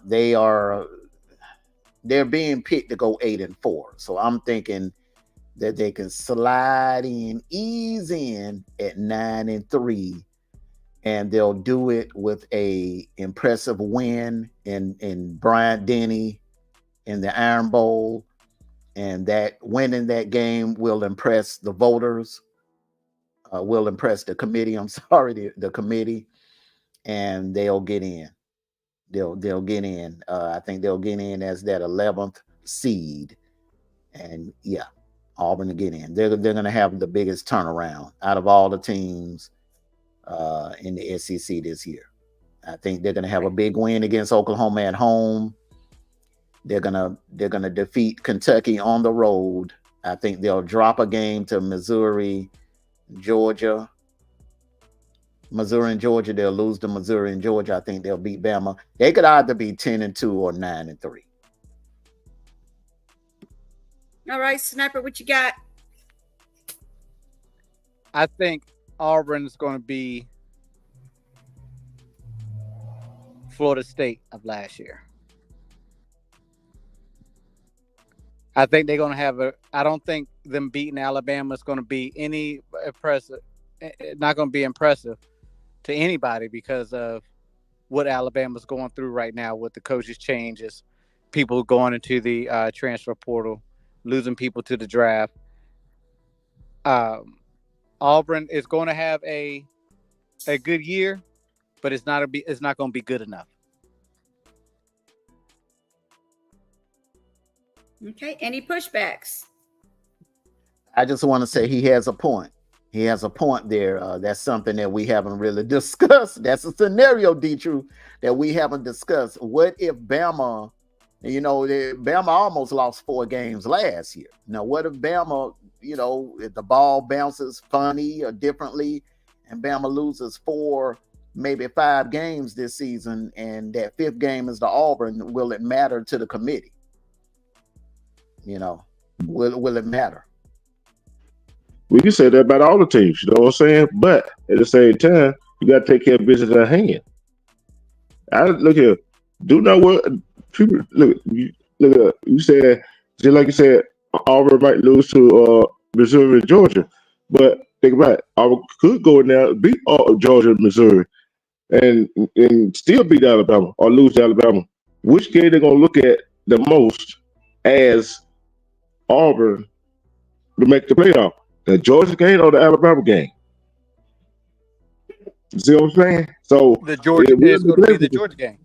Yeah, if they beat Georgia, okay, and let's just say hindsight, they upset Georgia in Sanford Stadium, which will be a night game. That will be very impressive. And they beat Kentucky, drop 1 to Missouri, okay, and who else is it? Who else is it? Do y'all have Tennessee on the schedule? Nope. Okay, so let's just say if they lose to Oklahoma, beat Kentucky, upsets Georgia, okay, lose to Missouri, and beat Bama, okay. With that win over Georgia would definitely put them in. That will put them in. But the scenario that Sniper was saying is, if it plays out the way I think it will play out, it's gonna come down to how strong Bama is at the end of the year. If Bama is there at, let's just say, 9-2 or something like that, then yeah, Auburn would get in based on the fact that it's Bama. You beat Bama, you beat the defending SEC champion. All right. Any more pushbacks? Right, next. All right, we got the UCF Knights, y'all. All right, let's go. Armando, in or out? Out this year. Next year could be a different story. And from here on out, because of that NIL, that Disney World money, and the fact that they're in the Big 12, they're out this year, but next year they're going to be a problem. Right, and they're not too far from Disney World either. Nope. All right. What you got, D-True? I got them out. Like you said, I got them out this year. But I think with Gus gets his players in the NIL and the recruiting they doing, they probably get in next year. But this year, I don't see it. All right. Sniper, what you got?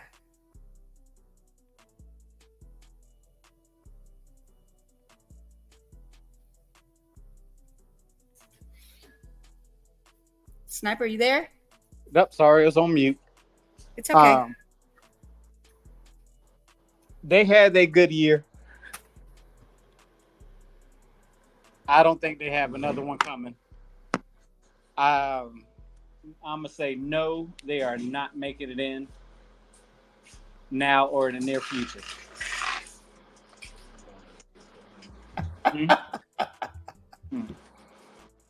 Any pushbacks? I ain't got no pushback, but I think that NIL is going to bring some talent down. All right. Next.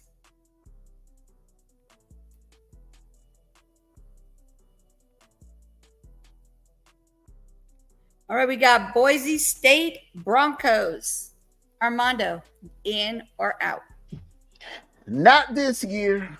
I would like to see Boise State join the Big 12. That way they'll have a much better chance of getting in.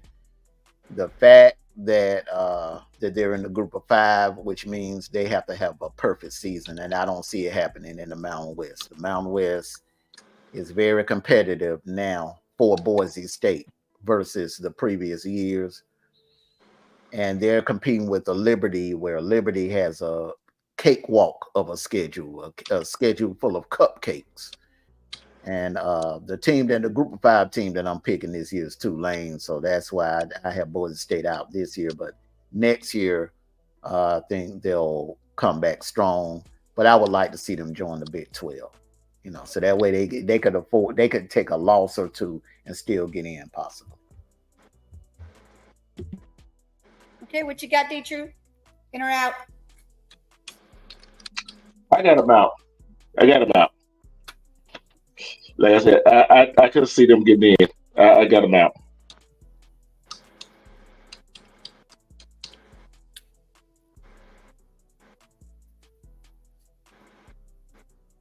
All right, Sniper, what you got? Nope.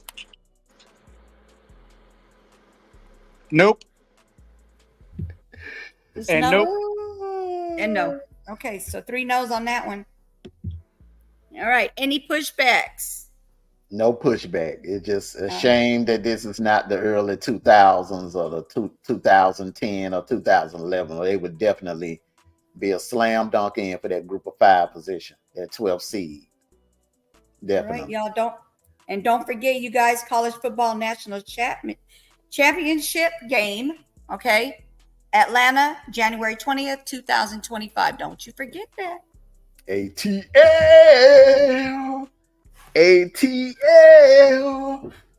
LSU.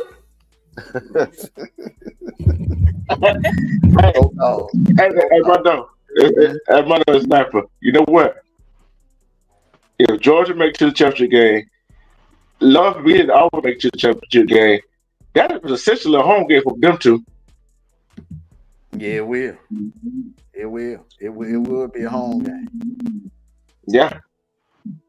But I'm going to go on a limb saying I would go ahead and say I don't know who I want to win that I think will win the game. I know I do have Florida State in the playoffs, but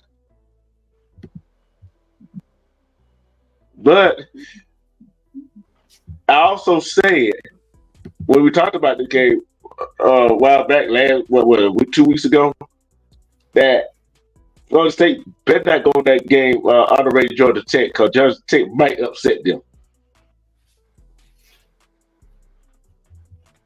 And I did say that. So. Yep. Yes, you did. All right. Okay. So now this next segment right here is bracketology time. We're gonna pick. We did our brackets yesterday. So now what we're gonna do is we're gonna finish filling them out. Okay. And everybody's gonna pick their winner. Okay, so we're gonna start with you, Sniper. This is your bracket right here. You had let's go over this. Your bracket right here. Sniper. I'm here. Okay, all right. So let's go. Let's start off right here. You had UGA as your number 1 seed. You have Utah, the number 4 seed. Florida State winning the ACC as your number 3 seed. Oregon is your number 2 seed. All right. Mute up for a second, D-True. Mute up for a quarter. All right. So, and at the 7th slot, you have LSU, Kansas State. You have Mizzou hosting Notre Dame. You have USC hosting Penn State. And you have Texas hosting Tulane. All right. So this is the first. Let's start off. We're going to go game by game. First round, Tulane versus Texas. That Texas win that one. You got Texas winning that one. And you want to explain why? Do I have to? Yeah, to give me time to fill the bracket in, brother. Make it interesting. Listen.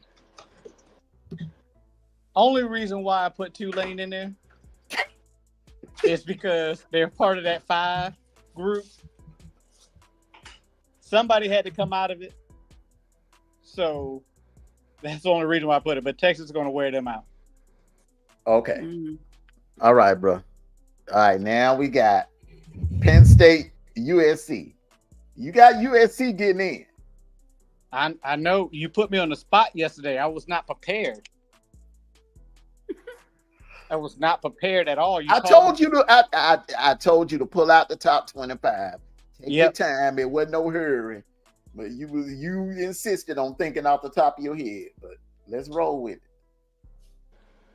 So I got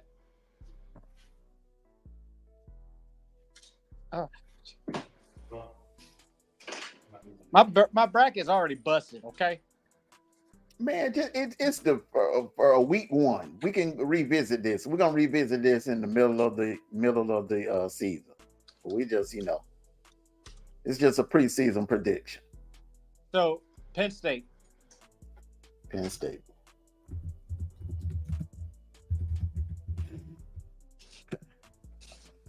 Don't even want to tell you why, because we have to come back to it. But well, hell, they the better team. That would be a good. Reason. They are the better team. Notre Dame and Mizzou. You have Mizzou hosting Notre Dame, and Mizzou's going to win that game. Mizzou is a more potent and scary offense than anybody right now. All right, and the last. LSU. Listen to her. LSU hosting Kansas State. 9 times out of 10, that'll be a night game in Tiger Stadium in Death Valley. Who you got? Who I got? LSU and Kansas State. Against my better judgment, it's going to be doggone LSU. All right. Boom. I said against my better judgment. Don't get it twisted. It don't matter. You still chose LSU. Boom. All right. So now we have the quarterfinals. You have Utah versus Texas. That'll be an interesting matchup. The rematch of the 1982 national championship game between UGA and Penn State, Florida State, Mizzou, Oregon, LSU. All right. I'm going to start up here at the top. 5th ranked Texas versus the 4th ranked Utah Utes. What do you got? This is going to be that's going to be a showdown. That's going to be see who has the ball last. I would love to see Utah getting that ball last and driving down the field with the old man at the helm. But I think it's going to be Texas at the end. All right. Sniper has the Longhorns making it to the semifinals, making it back to the semifinals. All right. Georgia, Penn State. Penn State don't want that smoke. Georgia will win that. Sniper got the Dogs. All right. Florida State, Mizzou. Again, Mizzou. Sniper Hound, Mizzou. First time in school history making it to the semifinals. They'll make it to the Final Four. All right. Oregon, LSU. LSU. It will be LSU. Psych. It will be Oregon. You're not psyching me because it's going to be LSU.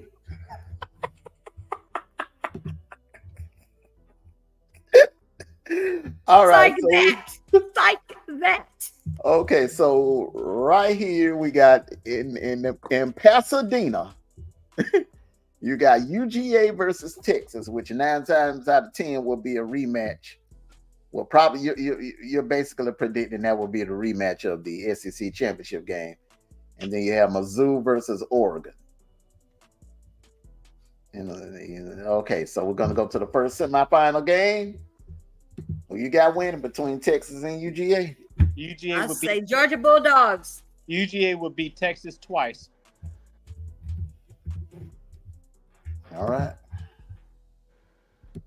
And Mizzou and Oregon. This is a tough one right here. That is. He gonna say Mizzou. You know what? You need to back up off me. Now remember, they don't remember. I don't know. I remember, Sniper. They don't have Cody Schrader this year. They don't have Schrader. Right. It's going to be. It's going to be Oregon, and Georgia takes it all.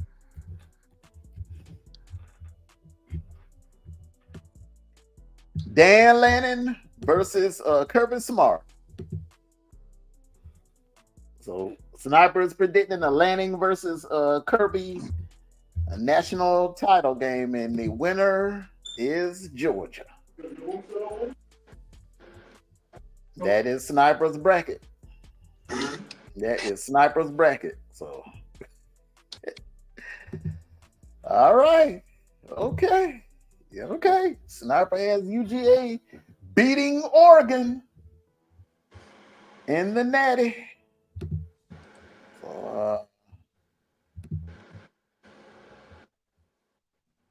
Let's pull up D-Truth's. Let's see what D-Truth pull up D-Truth's bracket. D-Truth, be ready?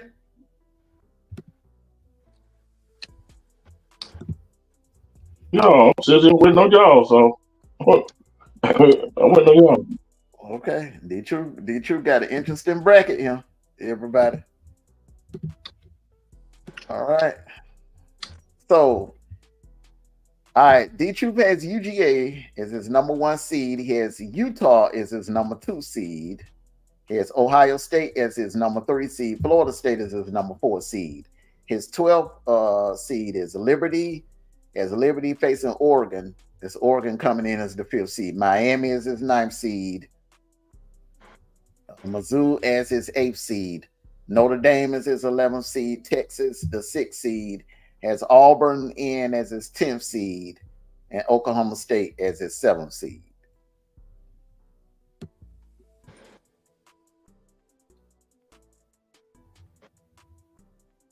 All right. D-True. All right. The first round game in Austin Stadium, Oregon will be hosting Liberty. Who you got, brother? You're gonna regret not putting LSU on that map. I'm just telling you right now. Huh? You're gonna regret not putting LSU on there. You know. When I'm doing this, don't do me like Sniper, because this gonna be really simple. All is gonna be Liberty. Liberty can sing, but all gonna be that probably a blowout. I got Oregon going on to the next round. Okay. Miami versus Mizzou in Columbia, Missouri. It's gonna be cold. It's gonna be cold that day. It's gonna be cold. I know. Hey, you know what? I gotta go with Missouri. Okay.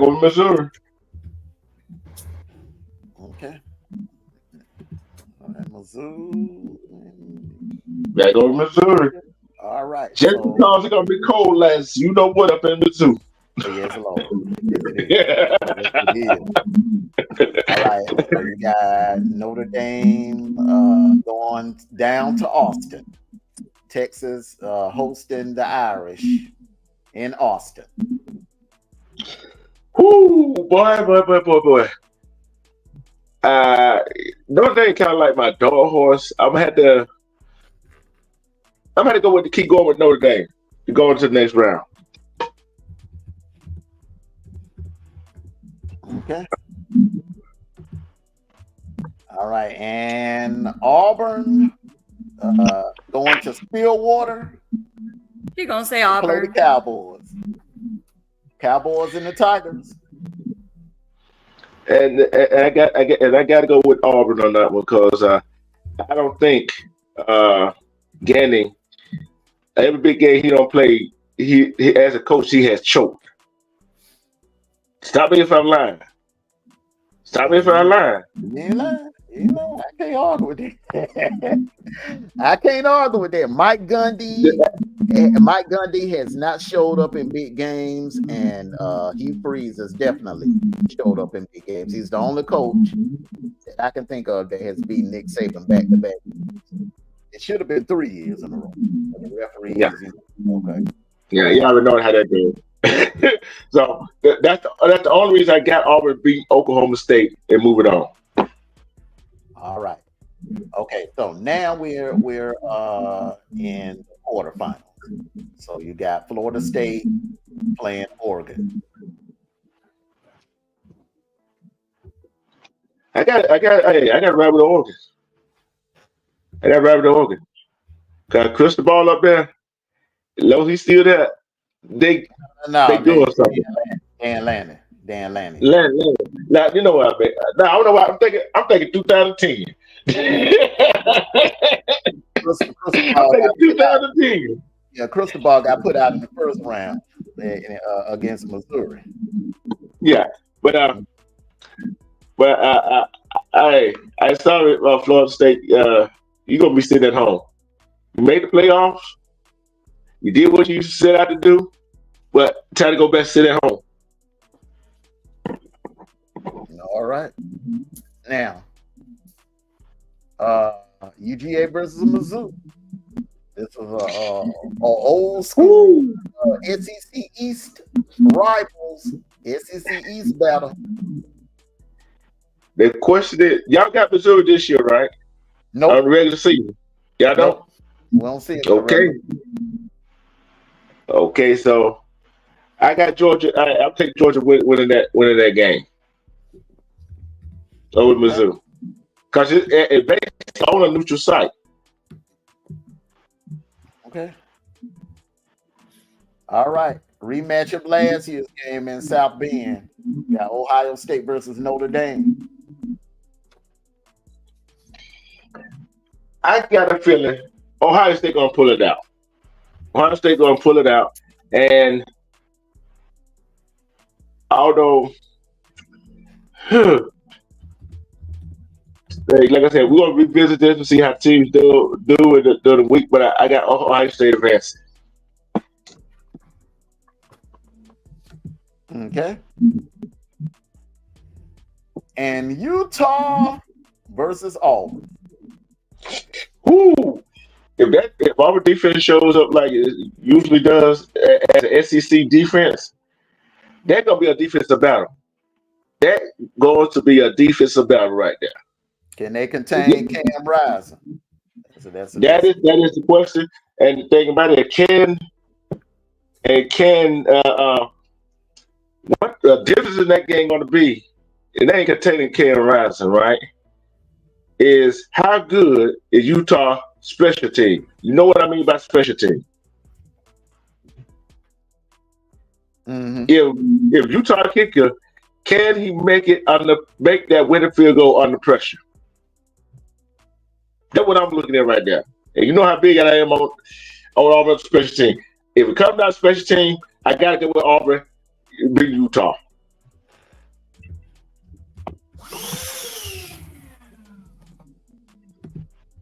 All right. Okay. Did somebody make a smoothie? I have no idea. I'm on the bracket screen. I can't even see who muted, who unmuted. All right. Oregon, UGA. You got them in the Rose Bowl. Oregon and UGA in the Rose Bowl semifinal game. Who you got? I got to go with the SEC defense. I got to. Hey, the SEC defense ain't let us down so far, so guess what? Got them. Hey, George, you coming home to Atlanta. All right. Now, it's interesting. You got your Cinderella Auburn Tigers versus the Ohio State Buckeyes. I'm looking this way right here. Auburn owed the Big Ten, right? Because of Penn State. But and where they at? Where they at? Where the game at? I think they in the Sugar Bowl. I'm not mistaken. I think they're in the Sugar Bowl. That was gonna be in the Sugar Bowl. That SEC country. That SEC country. And like I said, if it comes down to special team, I got to go with Auburn. I'm put away. I'm predicting the Auburn Georgia matchup for the national championship. I'm going to put it out there. Okay, man. I'm putting it out there. Okay. I'm putting it out there. Okay. Stranger things have happened, man. But that would be a strange national championship game. And so you got so you got Auburn and Georgia in the Natty. Who you got winning? And it's gonna be in the Mercedes-Benz Stadium in Atlanta, Georgia, January the 20th, 2025. Who you got? Hey, and this will be the second time they will meet. And we know how that goes. And I'm gonna have to go. They get there, Auburn get there. Y'all gonna be surprised. Georgia wins. But don't be surprised if Auburn wind up winning that ball game. But I got Georgia winning it. All right. If Auburn wins, don't be surprised. If I win that championship game, don't be surprised. All right. Okay. No, I got them going all the way. The SEC is too deep. They're too deep.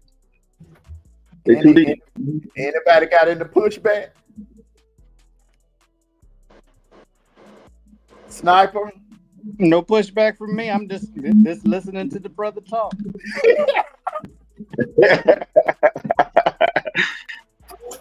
Our brackets are solely different. In the pushback, you knew? No, LSU. That's it. LSU. The only three letters you learned in elementary school. LSU and ABC. All right. So y'all don't forget there's a game. There's gonna be a game today. There's gonna be Georgia Tech and Florida. Hold on. I got one more bracket to go now. Got mine now. I gotta have me some fun in this one. My bad. I hope LSU's in it. No. I don't think so. Nah, he ain't got that LSU in either. Okay. All right. So my number one seed, like I said, I'm consistent. All right. Ohio State is my number one seed. I got Georgia as the number 2 seed. All right. So Oklahoma State, the number 3 seed. Clemson's the number 4 seed. So I got Tulane as my group of 5 team making the playoffs. Ole Miss, the number 5 seed. Notre Dame, the 9th seed. Mizzou, the 8th seed. Auburn, I got Auburn sneaking in as my 11th seed. All right, based on that win in the Iron Bowl. I have Oregon coming in as my number 6 seed. Texas, the number 7 seed. Florida State, the number 10 seed. Okay. So if anybody got in the pushback, just let me know. Speak now, forever hold your peace. All right. Oh, you know I'm pushing back. You know I'm pushing back. All right. So in the first round, in the Grove, I got Ole Miss. It won't even be close. It won't even be close. Ole Miss destroys Tulane in the first round. They advance to the second round. All right. Missouri. Yeah, I got Mizzou. That Columbia, Mizzou is a tough place to play in. That place is going to be rocking. And that's in wintertime too, eh? Yeah, that's in the wintertime. Auburn and Oregon. Auburn and Oregon. It will be a good game, but I just don't think, because if it was on the neutral site, I'd give it to Auburn, but I just don't think they could go up there in that cold in December, in the middle of December, in Oxygen Stadium and beat Oregon. So I got to give it to Oregon. They got long johns. They can't put no long johns. That way they can handle that weather. You'll catch pneumonia with long johns on under your uniform. All right, Florida State, Texas, Austin. I think Arch Manning, this is the game that Arch Manning will have to come in and save the day. I'm going to give it to Texas by a nail biter. So you go to the quarterfinals. You got Ole Miss, Clemson, Ohio State, Mizzou. And I'm going to roll with Ole Miss in this one. I got Ole Miss advancing to the semifinals. Any pushback so far? Sniper, D-True, any pushback so far? No. Yeah, I'm going to say this right here. Don't forget, Oregon do not have a good record against Auburn. I want to let you know that. I know they 0-2. That's what I'm saying. Especially in big games. Especially when they don't have their advantage. See what I'm saying? Remember our record in Indy, going into Indy against Bama. So when it comes, when it comes to them games, playoffs, man, records go out the window. Previous records go out the window. Yeah, it seems like it don't go out the window for Oregon though.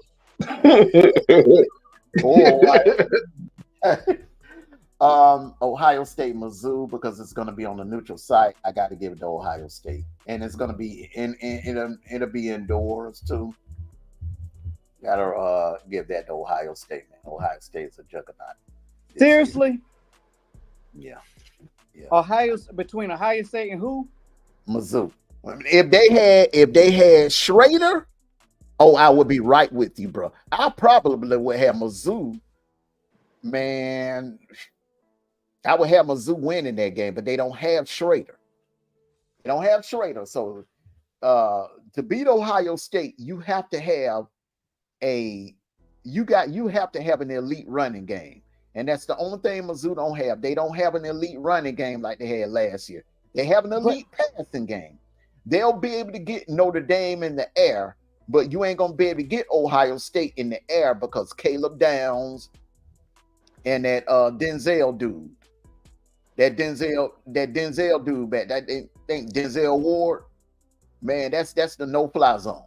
That Ohio State secondary, you got to have a running game in order to penetrate that defense. But one thing that Ohio State barely has and never really have is a doggone defense. They got one this year, bro. They hit that transfer portal. They have a defense this year. I'm telling you. They had a pretty good defense last year, man. It's just that Michigan had an elite running game. They had Corum and Donovan Edwards, and then J.J. McCarthy could run that rock. Then the little Nigerian dude came in and was running Wildcats. Michigan beat Ohio State on the ground. They beat them on the ground, but Mizzou does not have that. They don't have a Blake Corum or Donovan Edwards in the backfield. I don't know, man. I think you're putting a little too much trust. You putting trust in Ohio State just like I'm putting trust in Utah. I've been doing my homework on these teams, man, the offseason. Now I know what they got coming in this year. And I'm telling you, in order to beat Ohio State, you're going to have a running game like Michigan had. You're going to have a running game. Because you're not going to, it's going to be hell getting them in the air. It's going to be hell getting them in the air. Isn't that always been the formula to beat Ohio State, the running game? Well, not always. Remember when during the Urban Meyer years, bro, you could get them in the air because Clemson was getting them in the air. A couple of teams got them in the air. Virginia Tech got them in the air. Who's the other team that got them in the air? Michigan State got them in the air. A couple of teams got them in the air during the Urban Meyer era. But lately, in the last 2-3 years, the only way you get in Ohio State, you got to beat them on the ground. You got to beat them in the trenches. And that's what Michigan was able to do. Notre Dame couldn't do it. They did not have a running game. They didn't have a running game to beat them. That's why they kept coming up short against them. All right, well, let's keep it pimping. Okay. Oklahoma State, Oregon. I know I'm gonna get some pushback for this. I know I'm finna get some pushback for this, but I just got a feeling about these Cowboys this year, bro. Hey, that you put up one of the most scrappiest teams in the league. There's no pushback from me. That go back anyway. And they got a squad full of vets, bro. They remind me so much of our 2017 team, Sniper. Remember that team, bro? It was loaded with vets. Loaded with vets, bro. So that's the Oklahoma. I look at Oklahoma State this year. It reminds me a lot of us in 2017. Georgia, Texas. It'll be a good game in the first half. Second half, bro. The UGA gonna show who we are. So, yeah, but this is what I got to say right here. You actually gonna trust that Oklahoma State coach there who hasn't won a big game when it was on the line in his career? Mm-hmm. Are we gonna trust it better than your phone? I'm man, stop it, Sniper. I'm gonna tell you why, D-True. Remember when a lot of people think back to 2019 after we lost to South Carolina in Sanford Stadium. People were saying the same thing about Kirby. They were saying the same. He can't win the big one. He can't win the big one. He can't. Remember, they were saying the same thing about Ed Orgeron back in 2018 when they lost to Bama. They came in that game undefeated and they lost. He had Leonard Fournette. He had a juggernaut, but we couldn't win the big one. They said that about Orgeron. They said that about Kirby. But but look, man. Look, this may be his time. This could be his time. And remember now, that year, y'all won the national title in 2010. What did y'all have? You had a team full of vets. That year, y'all went to Pasadena and should have beat Florida State. But it just Calvin Benjamin, man, he was just a beast that year. Y'all had a team full of vets, bro. Up and down the roster, bro. Y'all were loaded with juniors and seniors. The question is, how long were Edgerton and Kirby Smart at that school? But how long has he been at Oklahoma State? Longer than them two been at them two schools when that happened. Okay, see what I'm saying? Yeah, you're right. You got a point. But let me ask you a question now. It was circumstances that kept this man from possibly playing for a national title. Think back to 2011 with Justin Blackman. All right. They had only one loss. They lost in triple overtime to Iowa State on a Thursday night, and they were kept out of the BCS championship game. Had it been a playoff, it could have been a 14 playoff that year. They would have got in. Let's go to 2018. They would have got in that year if it would have been a 12-team playoff. 2019, they damn sure would have got in. They damn sure would have got in that year, bro. But Baylor got lucky and beat them in the Big 12 championship game. If they would have won that game, man, they would have got in. They would have been playing in the playoffs. It's circumstances. This year's different, bro. 12 teams, all they got to do is get there. All they got to do is get there. Not only will they get there, I think without Oklahoma in the way, without Oklahoma in the way, and without Texas in the way, and with TCU being kind of down this year, they're gonna be a problem. It's gonna be a problem, bro. So you got Oklahoma State moving on, huh? I got Oklahoma State in the semifinals, facing UGA, and then so now in the semifinals in the Rose Bowl, Ohio State versus Ole Miss. I got Ohio State winning that game. Just too much firepower. It'll be a good game. Jackson Dart will outplay. He will outplay Will Howard, but that ground game of Ohio State will be too much for Ole Miss. And UGA will beat Oklahoma State. All good things come to an end, Cowboys fan, and it will come to an end in that semifinal game. So you got Ohio State UGA rematch in once again in the Mercedes-Benz Stadium, and I think UGA gonna get them. I think that's the one team that's deep enough. Attrition will come into play because UGA is deeper than Ohio State. Although Ohio State is the more talented team, and in my opinion, on paper, Ohio State is the better team. But on that night, UGA will be the best team on the field. That's my pick.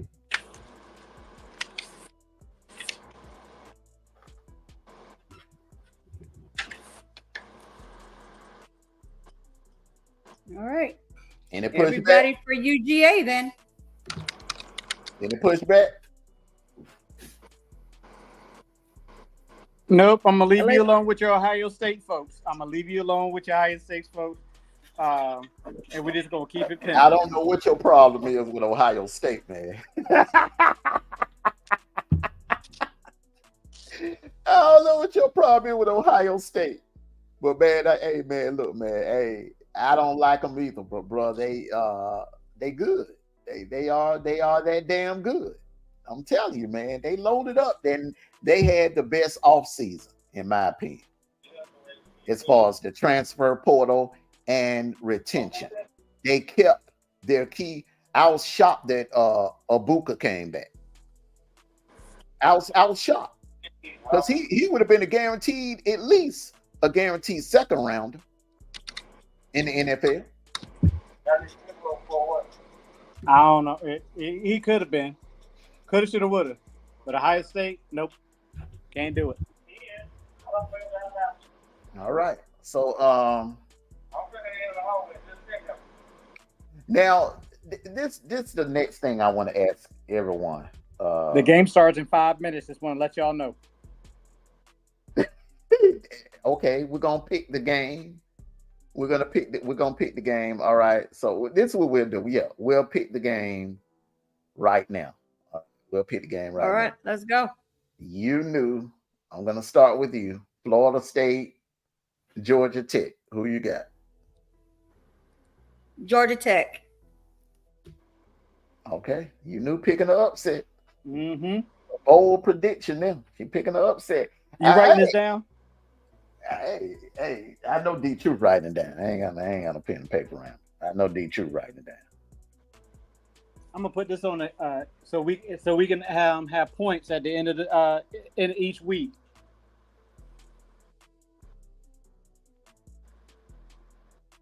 See who has a better record when we pick our teams throughout the year. Okay. You knew picking the upset. That's a bold prediction, bro. Bold prediction. I love it. That's a bold Way prediction. to come out. And it could happen because they got the better quarterback. That's for darn sure. There's going to be some interceptions. That's all I got to say. Way to learn a new word of the week. She said she basically her logic is basically the same as ours. She don't have any faith in Uyunglele. Exactly. In big games, he just does not show up in big games, and I can understand her point there.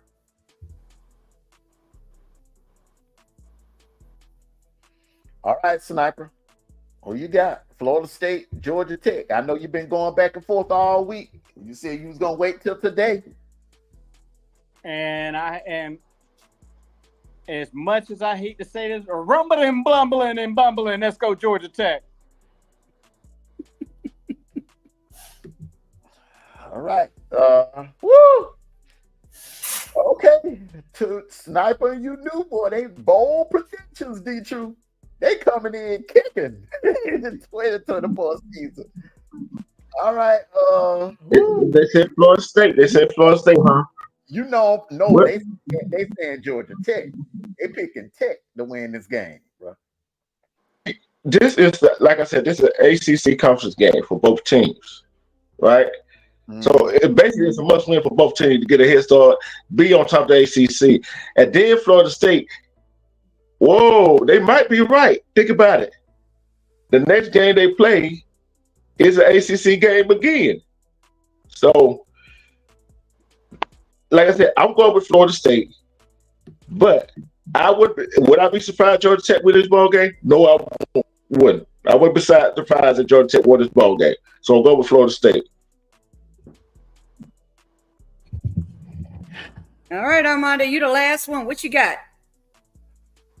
Whew, I don't trust that Uiagalelei. I just don't trust him. King is a juggernaut.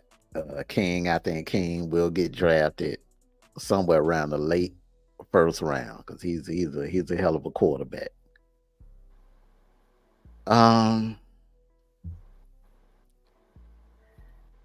just think coming off the off season, they're gonna have a bad taste in their mouth about their Orange Bowl.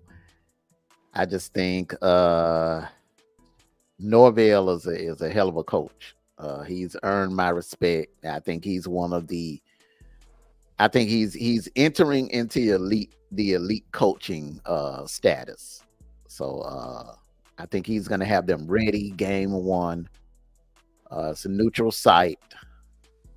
I'm rolling with Florida State, but I think it's gonna be close. I think it's gonna go 4 quarters. But I'm rolling with the Noles today. Because I have Noles making the playoffs. I have the Noles making the playoffs as a lower seed, and it's gonna be a tough game. But I think they'll pull it out in spite of Uiagalelei. Yeah, and like I said, it's one of them games that you really don't want to play at the beginning of the season. Let's be honest. Would you want to play a game like this at the first of the season? That's just like a sniper. That's just like Kirby putting that's just like Kirby scheduling LSU or scheduling Missouri or Missouri. Yeah, Missouri or Ole Miss in week 1, man. On a neutral site. Hey, listen. I'm gonna tell you something real quick. As hard as Georgia play, and the fans win the game. I know the fans be winning these games for Georgia sometimes with that when they're so loud and you can't hear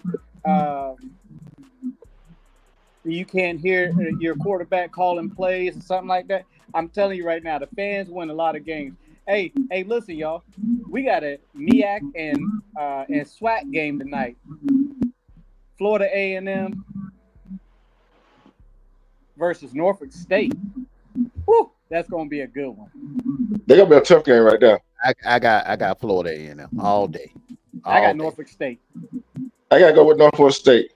I got to go with them. Look, if we were talking about band battle, I go with Florida A&M. Oh, wait, hold on now.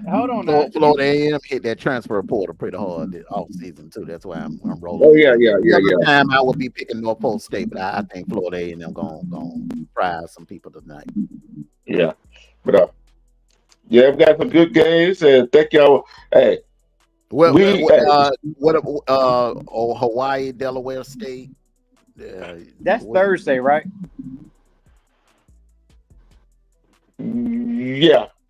That's the Thursday game. Okay. Yeah. We'll wait. We'll wait Thursday. We have to do a midweek show to get these Thursdays and Friday games that's coming in. Definitely. Yeah. Now let's do the Heisman pick. Who do you all have winning the Heisman this year?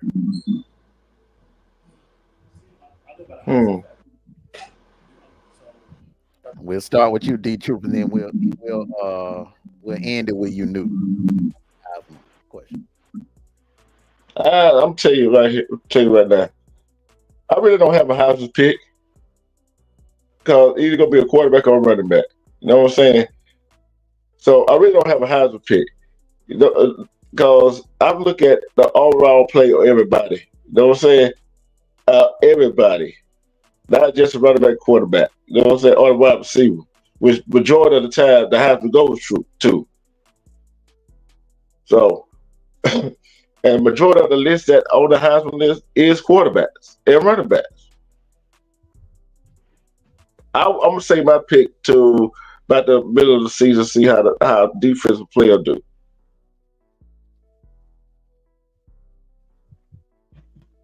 You ain't got no faith in Payton Thorne. Like I said, I don't care if he's an Auburn quarterback. I'll wait to see.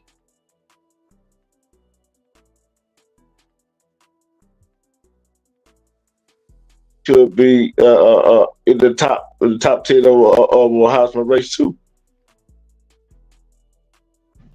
Is it the Heisman for the best football player overall? So why Payton Thorne can be that?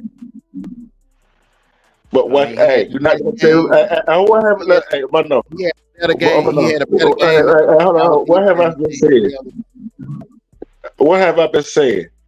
I've been saying this for the longest about running backs and quarterback. I don't care who it is. I have been advocating for defensive players to win the Heisman. You know that. You know that. So I'm not changing my mind. I don't care if Payton Thorne. I don't care Tank Beasley. I don't care who it is on Auburn. Yes, I think he can win, but I wanted defense. I wanted to wait to see what defensive player would step up this year. Okay, but I'm just saying, like, as your preseason pick. We're gonna revisit this again later on in the season. As your preseason pick, looking at all the All-Americans and everything, the favorites. If you're saying a defensive player, who are you looking at? Boy, boy. I don't even forgot. I forgot who I had said at the last show. Who I had picked. Because I had told you somebody I had picked last show. I forgot who I said. Because I was thinking it was none of the top 5, but I would be surprised that kid from from I forgot what school it was. But I forgot. There's so many of them, and so many good offensive players, defensive players. I just forgot the name of them because I got something run through my head. Come back to me. Yeah, I'll come back. Okay. You knew. All right. We got Harold Perkins Jr., linebacker. Okay. She picking a hometown kid, the LSU. Harold Perkins. And D-Chu said a defensive player will get it this year. Hey, he's Butkus up for the Butkus Award this year. One of the best linebackers coming into this season. So Harold Perkins would be a good pick there. Good pick there, you know. All right. Thank you. Sniper. I'm not too hype in the Heisman picks. I agree with D-Truth. I think everybody, instead of just quarterbacks and receivers getting chosen for it. But I'm just going to stay home and say Carson Beck. I think he's going to prove a lot of people wrong in his second year. So I'm going to stay home and say Carson Beck is going to be be my Heisman. Okay. I'm gonna stick with my guns, and I'm gonna say the winner of that Ewers Beck showdown on October the 19th. That will be your Heisman winner. Whoever wins that showdown.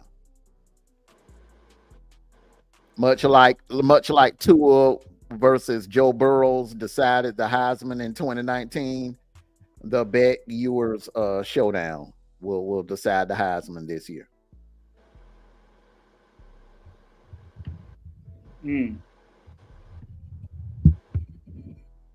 That's good. That's a good. That's a good pick.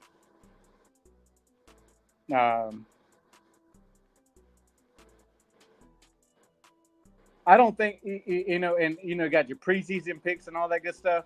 I think that technically, just like rankings, you should not. Nobody should. You shouldn't have no preseason ranking and preseason Heisman until you start playing.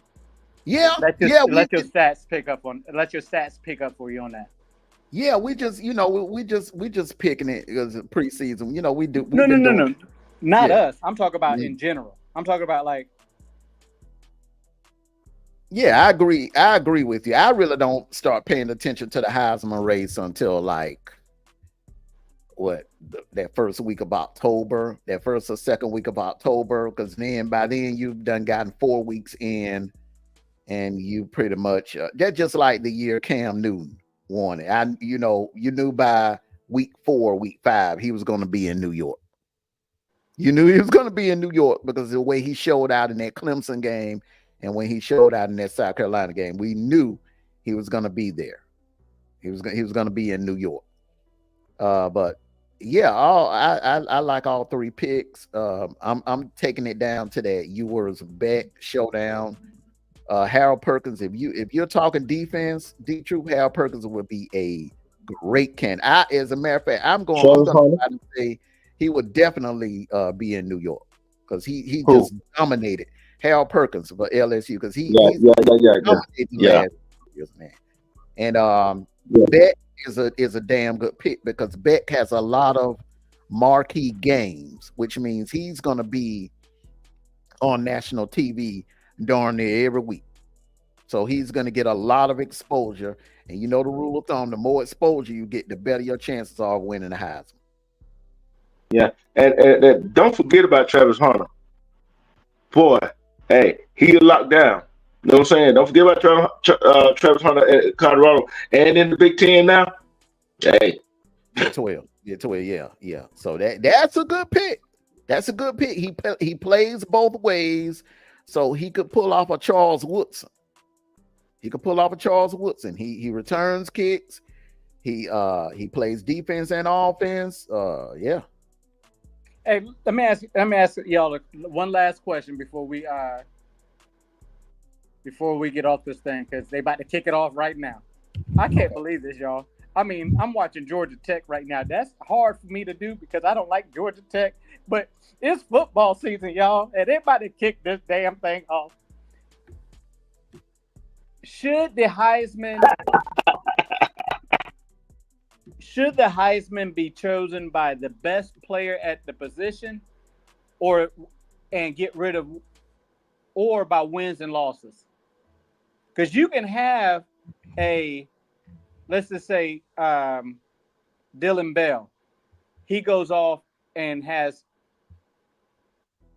250 yards receiving, another 150 rushing, 3 touchdowns, and the team lose. Should that be accounted against him? Because he did his part. What do y'all think about that? Okay, so your logic, it was proven last year. It happened last year. Daniels was not on the best team. As a matter of fact, they were kind of like a mid-tier SEC team, and he won the Heisman. He won it, and he won it pretty convincingly. So your theory was proven last year that that the voters only give it to playoff players that are on playoff teams or national championship winning teams. No, that theory was tested last year, and they gave it to the best player in the nation, and that was Daniels. Despite and then another thing that the theory is, all them 2013 with all the preseason Heisman candidates, and who wasn't mentioned it. You already know who wasn't mentioned in that Heisman candidate, and who wound up second in the Heisman voting. Trey Mason. Mm-hmm. Yeah, and you might have another one of those. Yeah, Go you ahead. could have you could have a dark horse, a player that we're not even discussing right now. It could be man, it could be Nesmeyer. Like I said, I think Nesmeyer is a great player, and if he can pull off some magic the way Joe Burrows did in 2019, and at least get LSU in the playoffs, like you knew was predicting, then Nesmeyer could, Nesmeyer could get it. You could have a situation where Cam Rising, that comeback, feel good comeback story where he comes off an ACL injury and he comes back and he throws for 4,000 yards for Utah. Man, darn well they'll give it to him based off that.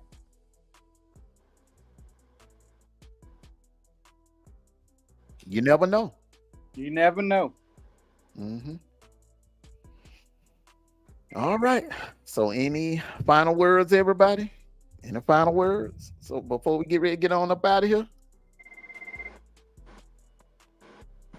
I got it. Hold on. I'll be right back. Yeah, I got a question. Georgia Tech gonna win. Now, this is not a question. This is a statement. Okay. Would you be surprised if a kicker won a Heisman? That'll never happen. Oh, it has. You gotta go back. You gotta go back somewhere in the 20th century. The last time that ever happened. That ain't happening in this day. In today's world of college football, that is not happening. But you know what? Hey, I would like to see that though. But let me tell you why I said that. Because it wasn't for some of these kickers, some of these teams would be winning the ball game when we had a chance to win our damn house. You see what I'm saying? And yeah, but the thing about the Heisman though is it's a decoration. It's for players.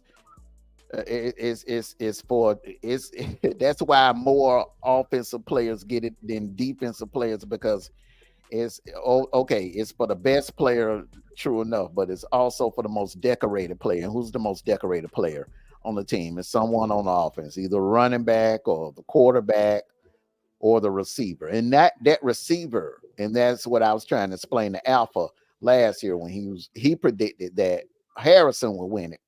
I said Harrison's not going to win it because he doesn't return kicks. If he returned kicks like Desmond Howard did or like Devontae Smith did, then yeah, he will win it. But your pick is a very strong pick because he can hurt you in 3 different ways: special teams, offense, and defense. Florida State. Oh, I told y'all, Florida State, man. I'm telling you, man, they got a chip on their shoulder. Man. They got a chip on their shoulder. That don't mean nothing. They got a bad taste in their mouth about that orange. But the thing that you done got embarrassed 65 to what it was, 65 to 3 or something like that. Orange Bowl. And look, did get left out the playoffs? Yeah, left out the play. You get snubbed from the play. They got screwed over. And the unfortunate thing is, man, it'd be a minute before they have a team like that again. They're not the same as they were last year. Not this year, but I still have them getting in as a lower seed. I don't know. I'm still not convinced. They're playing Georgia Tech. And Georgia Tech ain't no screw up now. Georgia Tech ain't no screw up because it took us 4 quarters to put them away last year. That's all I'm saying. That's only because there ain't no cupcake now. That ain't that same Georgia Tech team that we were beating 40-0 and all of that. No. Oh, they just went for it. They got a 2-point conversion. I'm telling you, man, they hungry. That team is hungry, bro. That's all right. Hey, final words for me. It's that time, y'all. Just remember, do not get married between today and January 26th. Do not have a baby shower between today and look, don't let your car break down between today and January 26th. Hey, listen, we're going to be watching football, baby. Hey, it's going to be fun. You wow, man. Oh, Lord have mercy. Oh, you wow, man. I knew you were going to say something like that. You knew. Any final words? Sit your tail down somewhere and go watch your game. How about that? Unless you got TVs outside, don't invite me to the barbecue. Only Armando can invite me to barbecue because I know he's going to have the game on. Never said I was going to invite you.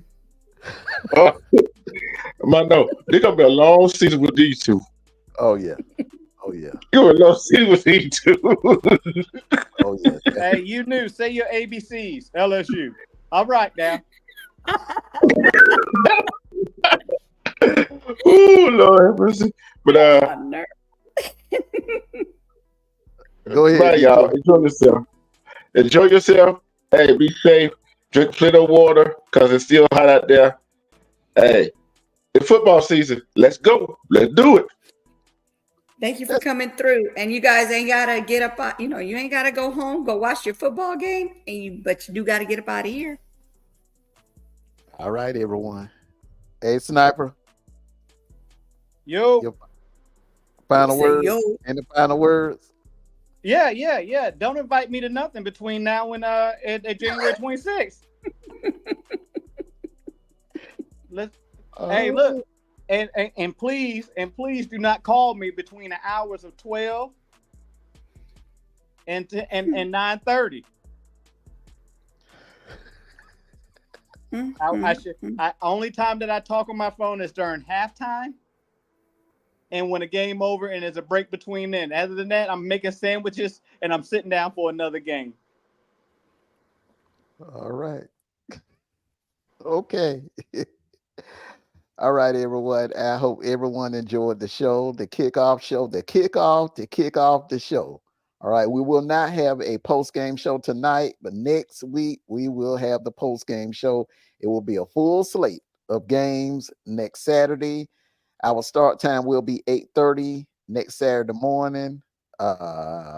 We'll be back over here. Don't forget that's Eastern, y'all. That's Eastern. 8:30 Eastern. 8:30 a.m. Eastern Standard Time. All right, to be exact, on the big channel. And the post game shows will be in the Terror Dome. It will be on the Terror Dome channel. So make sure you keep that in mind. And we will have a midweek show. Ask D's will be on Fridays. Okay, we'll have the time. It's TBA right now so far, but Ask D's will be on Fridays, and we'll come on and we'll talk a little smack before the games and make some predictions and help some of you make a little money off some of these games. So we also look, fantasy football. Go ahead. And then starting here shortly, we're gonna start doing see what the spreads and those lines are. So some of y'all who are big bettors, we gonna see what that spread is, see if you should bet on whoever. But we're not doing the big name teams. We're doing these teams that people can really win some money over because they really don't bet on them. Exactly. All right. Okay. So next Saturday.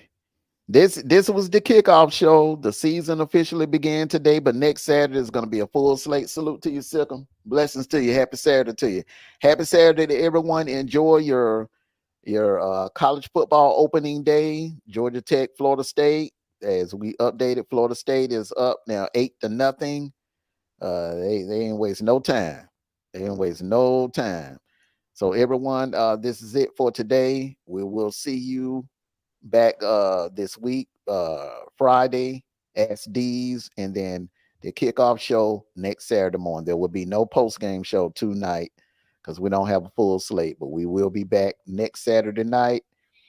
And we're gonna have some fun this season. It's gonna be a little different format. As you can see, we came with something a little different this morning.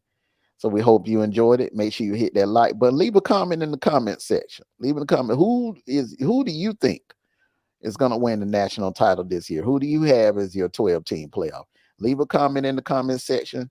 Make sure you share and like the video. Love you all. Peace and blessings. And Sniper didn't say it, but I'm going to go ahead and say it. Go Dogs! Have a good day. Go Ow! Dogs! Sick 'em! Damn. Oh, And we can't get no War Eagle from Detroit. Man, you ain't got no faith in your team. What is war? What did they do? Look, I got faith in my team, but hey, I'm just ready for some football. Forget that. Hey, I start saying when they play, get ready to play. Guess what? You know how I am. Soft, just smooth. Hey, like my team. Put it away. Hey, like nobody talking about them. Guess what? I'm gonna be just like that. Just smooth. Detroit Hey, said, give you, the sniper ain't nothing you can say. Hey, nothing you gonna say. Gonna get me riled up. Detroit. No, listen. We said I'll give just tell your you war to give cry. your team a shout out, bro. War Yeah. Eagle or something. I thought Yeah. we said give your war cry. I mean, I know what y'all y'all can't go row or but give a war cry, something. Jeez. I am. I said go over. I started when the season started. When my team started playing. I started talking War Eagle when they start playing. They ain't start playing yet. You know what I'm saying? And on that note, never mind, Detroit. And on that note, everyone enjoy the rest of your Saturday. Have a blessed Saturday. See you all later this week. And go Dogs! Sick 'em!